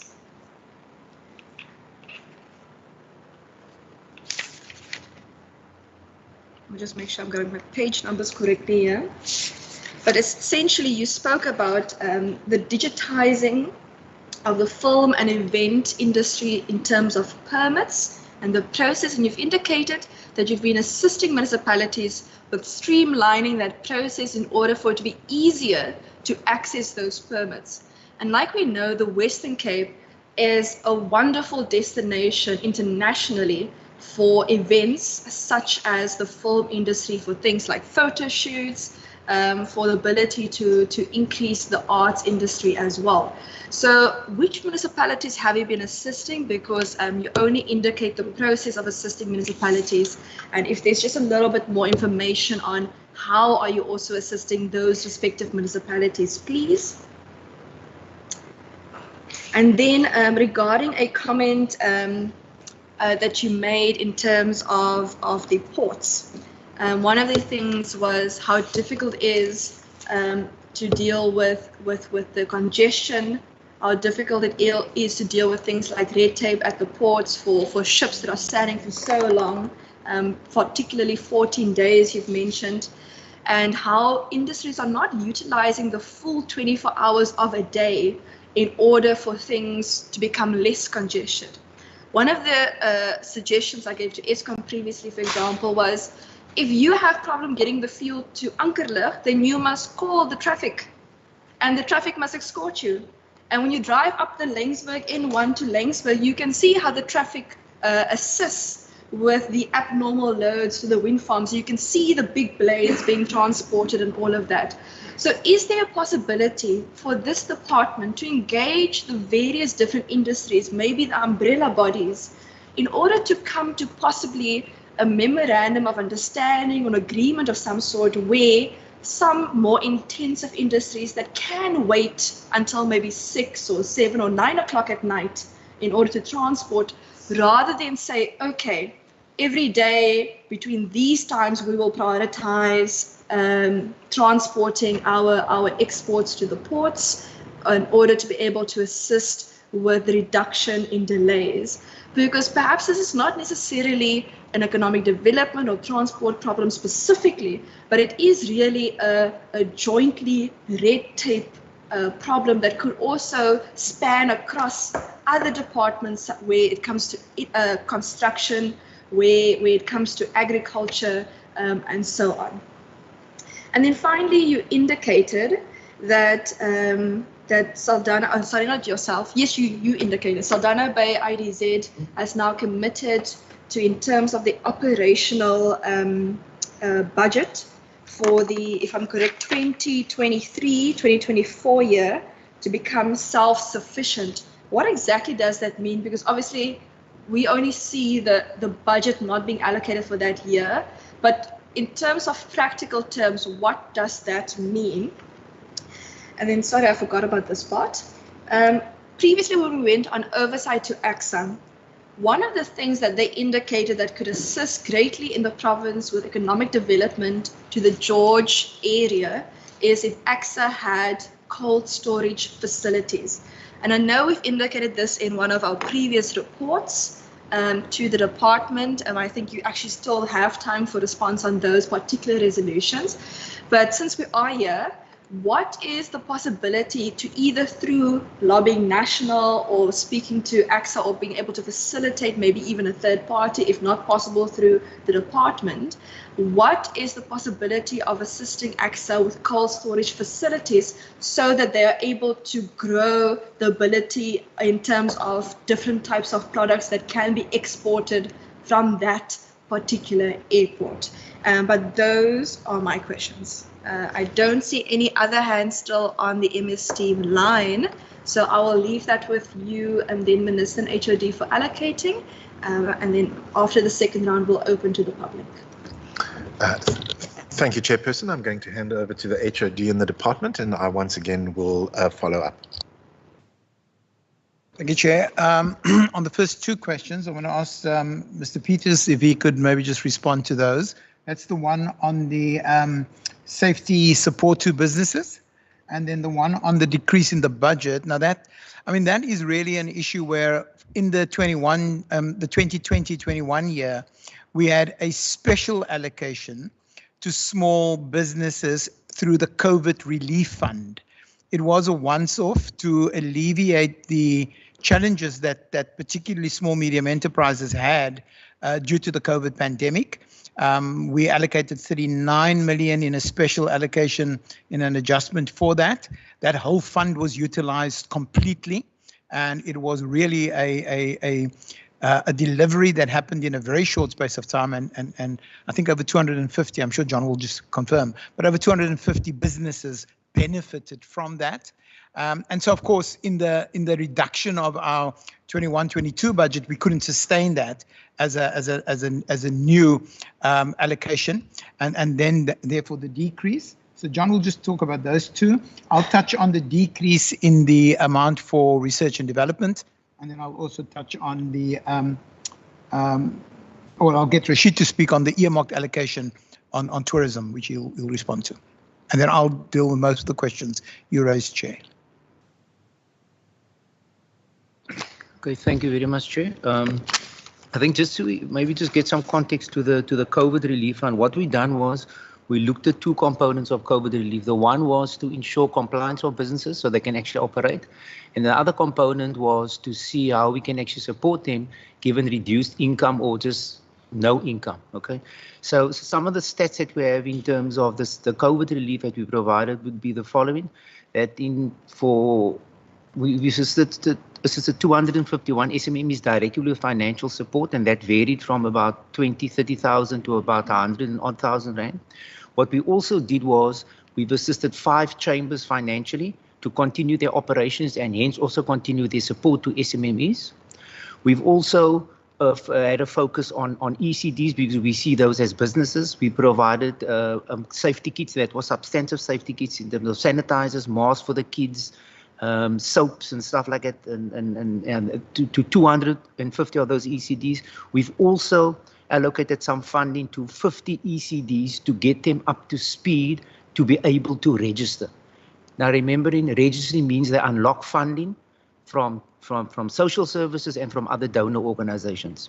Then also what we did was we selected through a process 11 SMMEs, PDI SMMEs, and we assisted them in terms of supply development where their businesses have changed in terms of the product lines. So when we found that certain clothing companies converted part of their lines to the manufacturing of masks, we provided supply development, then machinery, equipment and stuff like that.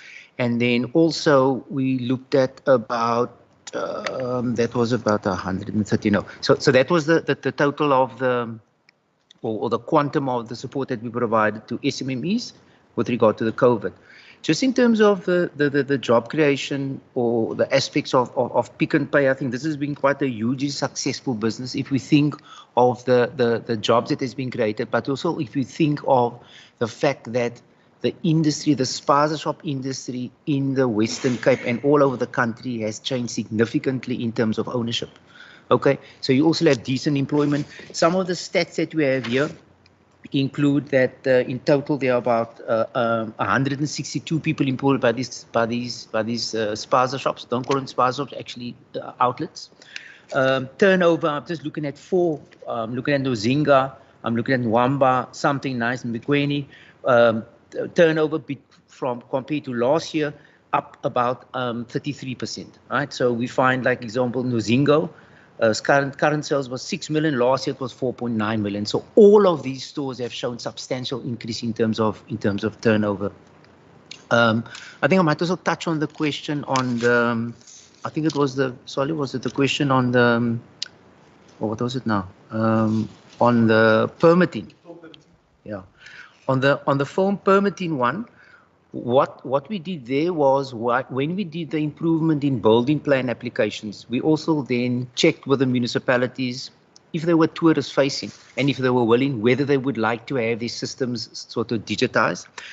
So the following municipalities then have these systems digitized: it's Cedarburg, it's Mossel Bay, Drakenstein, Knysna and Stellenbosch. Thank you, Chair. Thank you very much, John. I'm going to ask the CFO to answer the question on the reduction on the research. That's on table 8.5 in page 663, and also the issue of the earmarked allocation. If she could do that. Thanks, Mimina.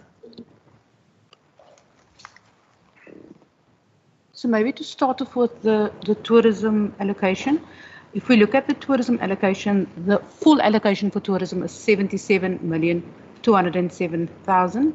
The earmarked allocation is only, it's a portion within that 77 million that's been earmarked specifically for tourism safety. So there's not been a reduction in tourism. It's only the earmarked allocation that's been highlighted within the budget documentation. Then with regard to the research area, I think, yes, very important. Obviously, as the HOD raised within his presentation, is that we needed to prioritize certain critical posts because our COE budgets were cut drastically. So the reduction that you're seeing there is a reduction in terms of us not being able to fill the director research. However, to note that the work within that area will be continuing. So most of its budget goes to our research subscriptions, so that will be continuing. And then also we do have an acting incumbent within that area that will be fulfilling the role of the director research. Thank you. Thank you, Chair. Chair, I really thank you for the comments on Laingsburg. That whole project was a fairly complex project where we invited entities to apply for funding and for that to be then allocated accordingly. And Laingsburg Municipality applied, and we could do that funding into the informal business center. So it's great to hear that feedback, and thank you so much for that. On the issue of the port congestion, now there's a number of things happening in that space. Minister mentioned his meeting with the CEO of port terminals this afternoon, and we are bedding down particularly on the logistics chain, the issue that makes the backup of trucks. That is the study that we hope to have finished by the end of March. In fact, it will be, and a lot of those things will address the whole value chain of that logistics challenge to make it easier for us to pinpoint where the key areas of interaction and interface is going to be. It is multifaceted. I don't want to give any other view. The problems of the port, they're complex. We're dealing with a ever increasing agriculture space, ever increasing demand for exports and export space. In the Western Cape, we have one container terminal, which is Cape Town. And that terminal is becoming to be under severe pressure from the growth in the agriculture and the agri-export sector. That part we're also working with Transnet to see where do we actually address that. Should Saldana Bay become a container port of sorts as a second port? And those are issues we are now putting on the table with Transnet Ports Authority to really work through this for the sustainability of the port into the future. And I'm sure it's a space that we are going to report on quite a bit. And there is a tremendous amount of cooperation in particularly the ease of doing business task team, where you've got the different sectors that makes up the value chain that participates in looking to find solutions for that particular problem. So that is something that we are going to work through. Saldana Bay IDZ self-sustainability. I think it's been a long time coming where we're asking Saldana Bay IDZ, when do they break even in the revenue that they generate relative to the operational cost that is required? Because the province's funding into Saldana Bay IDZ has largely been operational funding, where we supported the IDZ in boosting its ability to meet its operational expenditure. And in the business plan that the CEO and the board has presented to us, they will break even, or their commitment is to break even in the 23-24 year, and therefore in that outer year, there won't be a requirement at this stage for provincial government funding into the operational expenditure. Thank you, Chair. I'm sure we've covered all the questions. Thank you, Chair. I just want to add to the question about the Pick and Pay revitalization program, which is a program I'm particularly passionate about, for two reasons. The first is, I mean, if we look at our last opening, which was the Luzakile market in Delft. First, I mean, we have a new owner, Monica Batyi, who is the daughter of a domestic worker and has 14 years in retail, and she now owns her own market stall. And in addition to that, I mean, there are 18 new and sustainable jobs created. I really think this program has been enormously successful, and in fact, I regret that next Friday, I think the 26th of March 2021, we open our next store in Charleston Hill in Paarl, but I regret I won't be able to attend that opening because we in fact will be debating the budget in this house.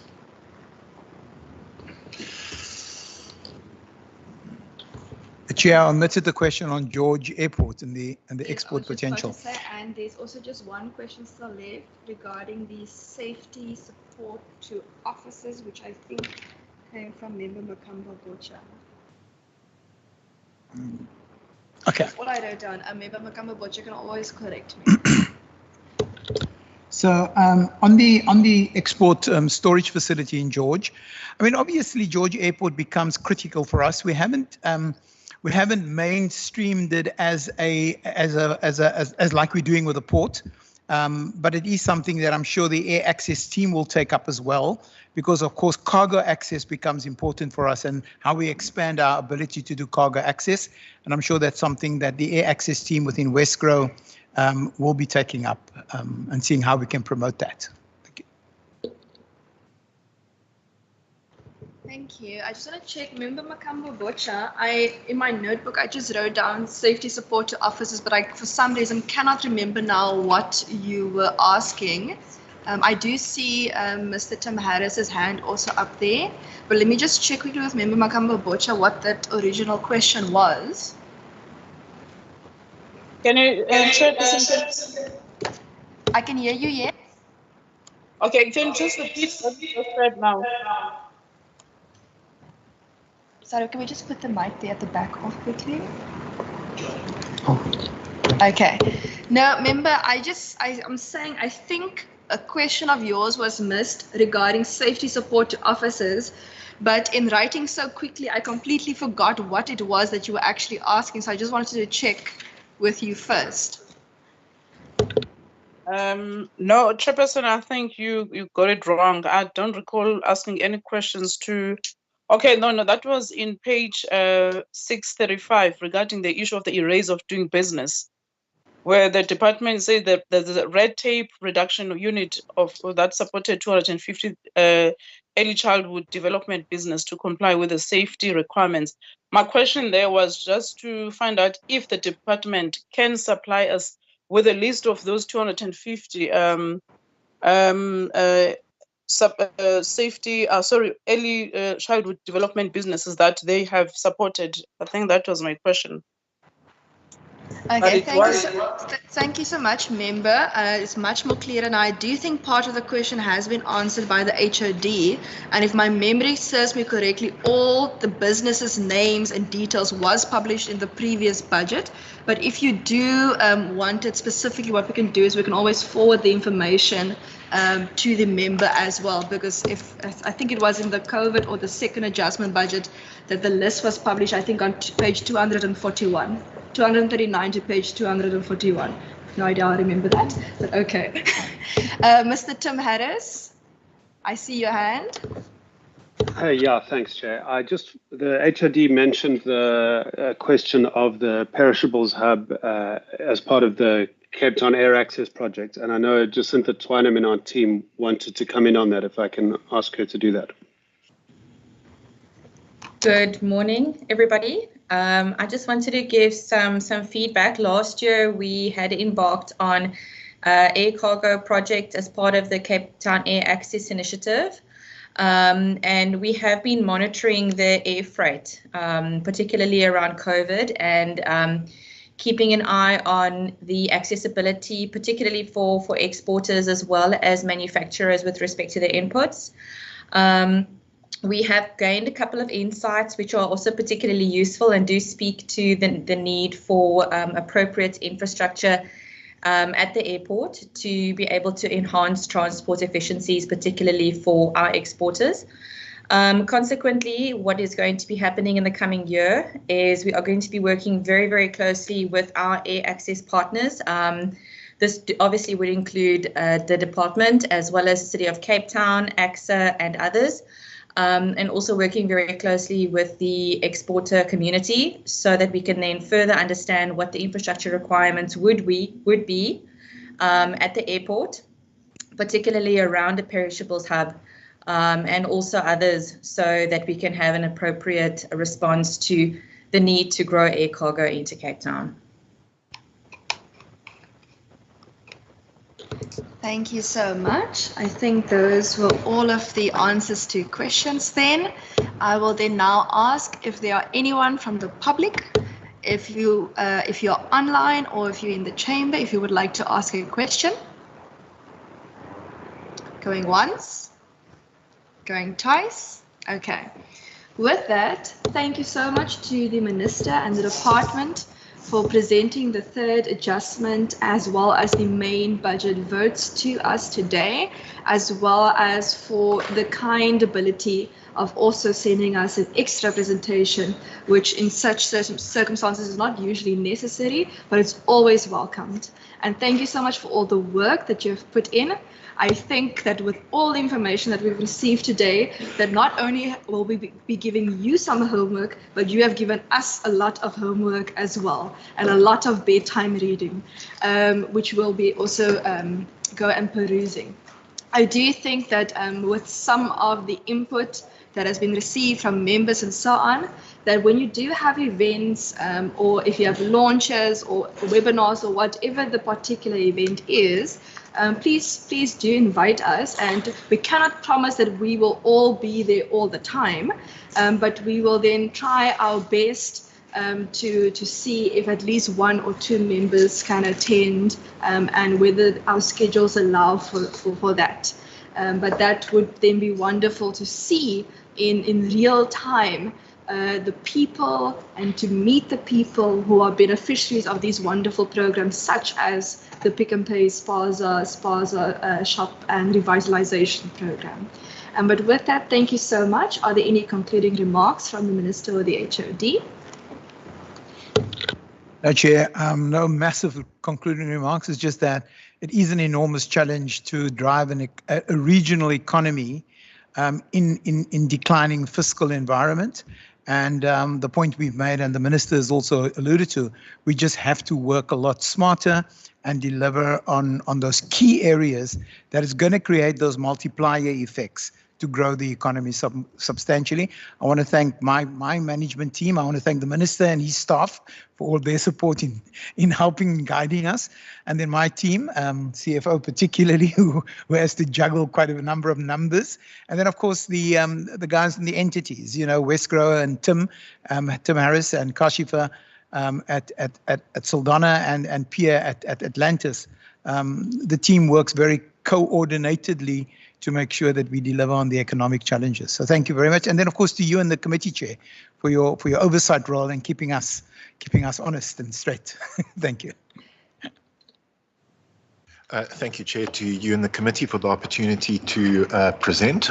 We certainly are going to be working hard in the forthcoming year to deliver against this budget, and we will, as you've seen, and as I said in my budget speech, our big challenge this year is to do much more with much less.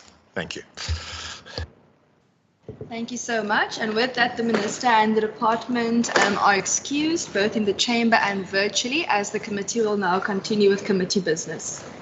Thank you so much. Members, with that, we're going to jump straight into the votes as everyone is leaving. Okay, let's start with the third adjustment budget. Members, could I please receive your inputs and or views on vote 12 in the third adjustment budget? I will take hands now.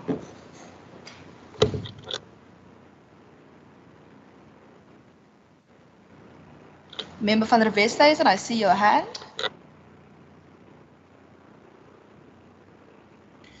Thank you, Chair. I propose that we support the vote. Thank you, Member van der Westhuizen. Member Makamba Bocha, I see your hand. Thank you, Chairperson. I would like the EFF to be recorded as such that we do not support the vote. No problem. That will be recorded as such. Are there any other members with views?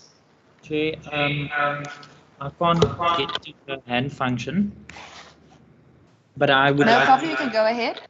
I would like to support the proposal by Honourable van der Westhuizen that we support the vote. No problem. Okay, if our procedural officer, Ms. Adams, is just there now quickly then recording the matter as such. Okay, let's just see there. Okay, let's just also check that the vote number and the bill number is also correct.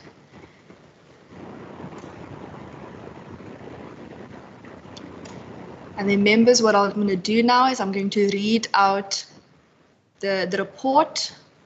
And then if you are happy with the way the report is written, then we can adopt it. Let's just see there quickly. Okay, I'm going to read it out now, members. Report of the Standing Committee on Finance, Economic Opportunities and Tourism on Vote 12, Economic Development and Tourism, in the schedule to the Western Cape Third Adjustments Appropriation Bill 2020-2021 financial year, B3 2021, dated 19 March 2021. The Standing Committee on Finance, Economic Opportunities and Tourism reports that it has concluded its deliberations on Vote 12, Economic Development and Tourism, in the schedule to the Western Cape Third Adjustments Appropriation Bill 2020-2021 financial year B3 2021, referred to the committee in terms of Standing Rule 188, and that it supports the vote referred to it. And then I'm just going to take out the wording "if there is a" before the minority view, and then it will then read minority view. In accordance with Standing Rule 90, the Economic Freedom Fighters expressed its minority view to not support the vote. Members, if you are satisfied with the wording, is there a proposer? I see Member van der Westhuizen's hand. Member van der Westhuizen. I propose that we adopt the report as is presented to us now.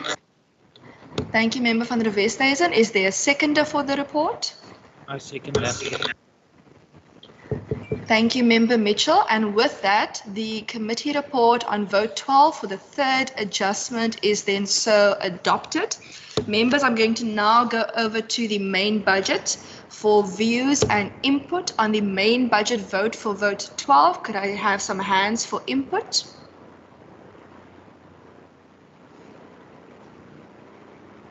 Chair. Member Mitchell, and then Member van der Westhuizen, and then I see Member Makamba Bocha's hand. In that order, please. Thank you, Chair. Chair, I would like to propose that we support the vote. Thank you, Member Mitchell. Member van der Westhuizen. I'll second that proposal, Chair. Thank you so much. Member Makamba Bocha. The EFF chairperson will not support the vote. Thank you. No problem. Okay, let our procedural officer just record it quickly as such. And then let's just take the words "if there is a" out. Okay.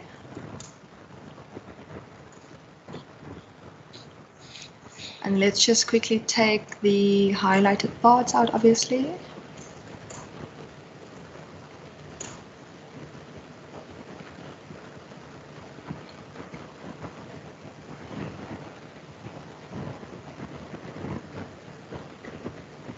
Okay, members, I'm going to now read out the report, and then you can let me know if you agree with the substance. Okay. Report of the Standing Committee on Finance, Economic Opportunities and Tourism on Vote 12, Economic Development and Tourism, in the schedule to the Western Cape Appropriation Bill B4 2021, dated 19 March 2021. The Standing Committee on Finance, Economic Opportunities and Tourism reports that it has concluded its deliberations on Vote 12, Economic Development and Tourism, in the schedule to the Western Cape Appropriation Bill B4 2021, referred to the committee in terms of Standing Rule 188, and that it supports the vote referred to it. minority view. In accordance with Standing Rule 90, the economic freedom fighters expressed its minority view to not support the vote. Members, if you are happy with the wording of the report, is there a proposer for the report? I see Member van der Westhuizen's hand. I propose that we adopt the report as presented to us. Thank you, Member van der Westhuizen. Is there a seconder for the report? I second that, Chair. Thank you, Member Mitchell. And with that, the report is then thus so adopted. Members, we are now going to move on to the resolutions of the committee. Members, if there are any resolutions, could you then please indicate such with your either raise hand function, or you can just start with your bubble if you don't have the raise hand function. Okay, members, I will then quickly ask for mine then.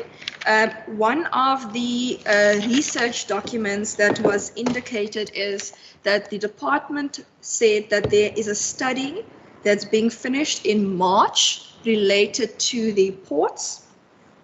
I do not know the correct name of that study, but I would like them to just forward that report to us once it is completed, as they've indicated that it is aimed at the completion date would be around the end of March.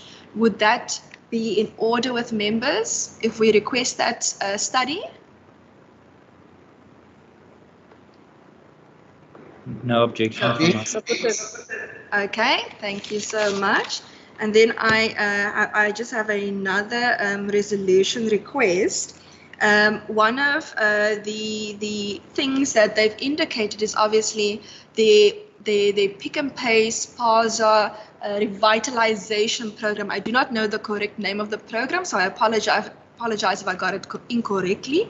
But I do think that perhaps if we're able to find some dates either in the second or third quarter, that we should possibly try and put some time aside in order to go and do oversight and see the new bigger stores, Pick and Pay stores that have essentially developed from SPARZA outlets. And I would like your support in that, because I do think that something like that, where they've indicated so many jobs have been created, that we go and we physically see, okay, has this been created? You know, how many jobs has been created? And to engage with the persons who are also part of this program to find out their particular experience. Members, would you support something like that? Supported, Chair. Thank you. Are all the other members happy with that? Okay, perfect. Members, I can't remember if there are any other specific information that you required other than Member Makamba Bocha, who just wanted the list of those businesses, which I think we can easily forward from the previous documentation that we've already received. Members, are there any resolutions you would like to pose now or which I have missed in the meeting?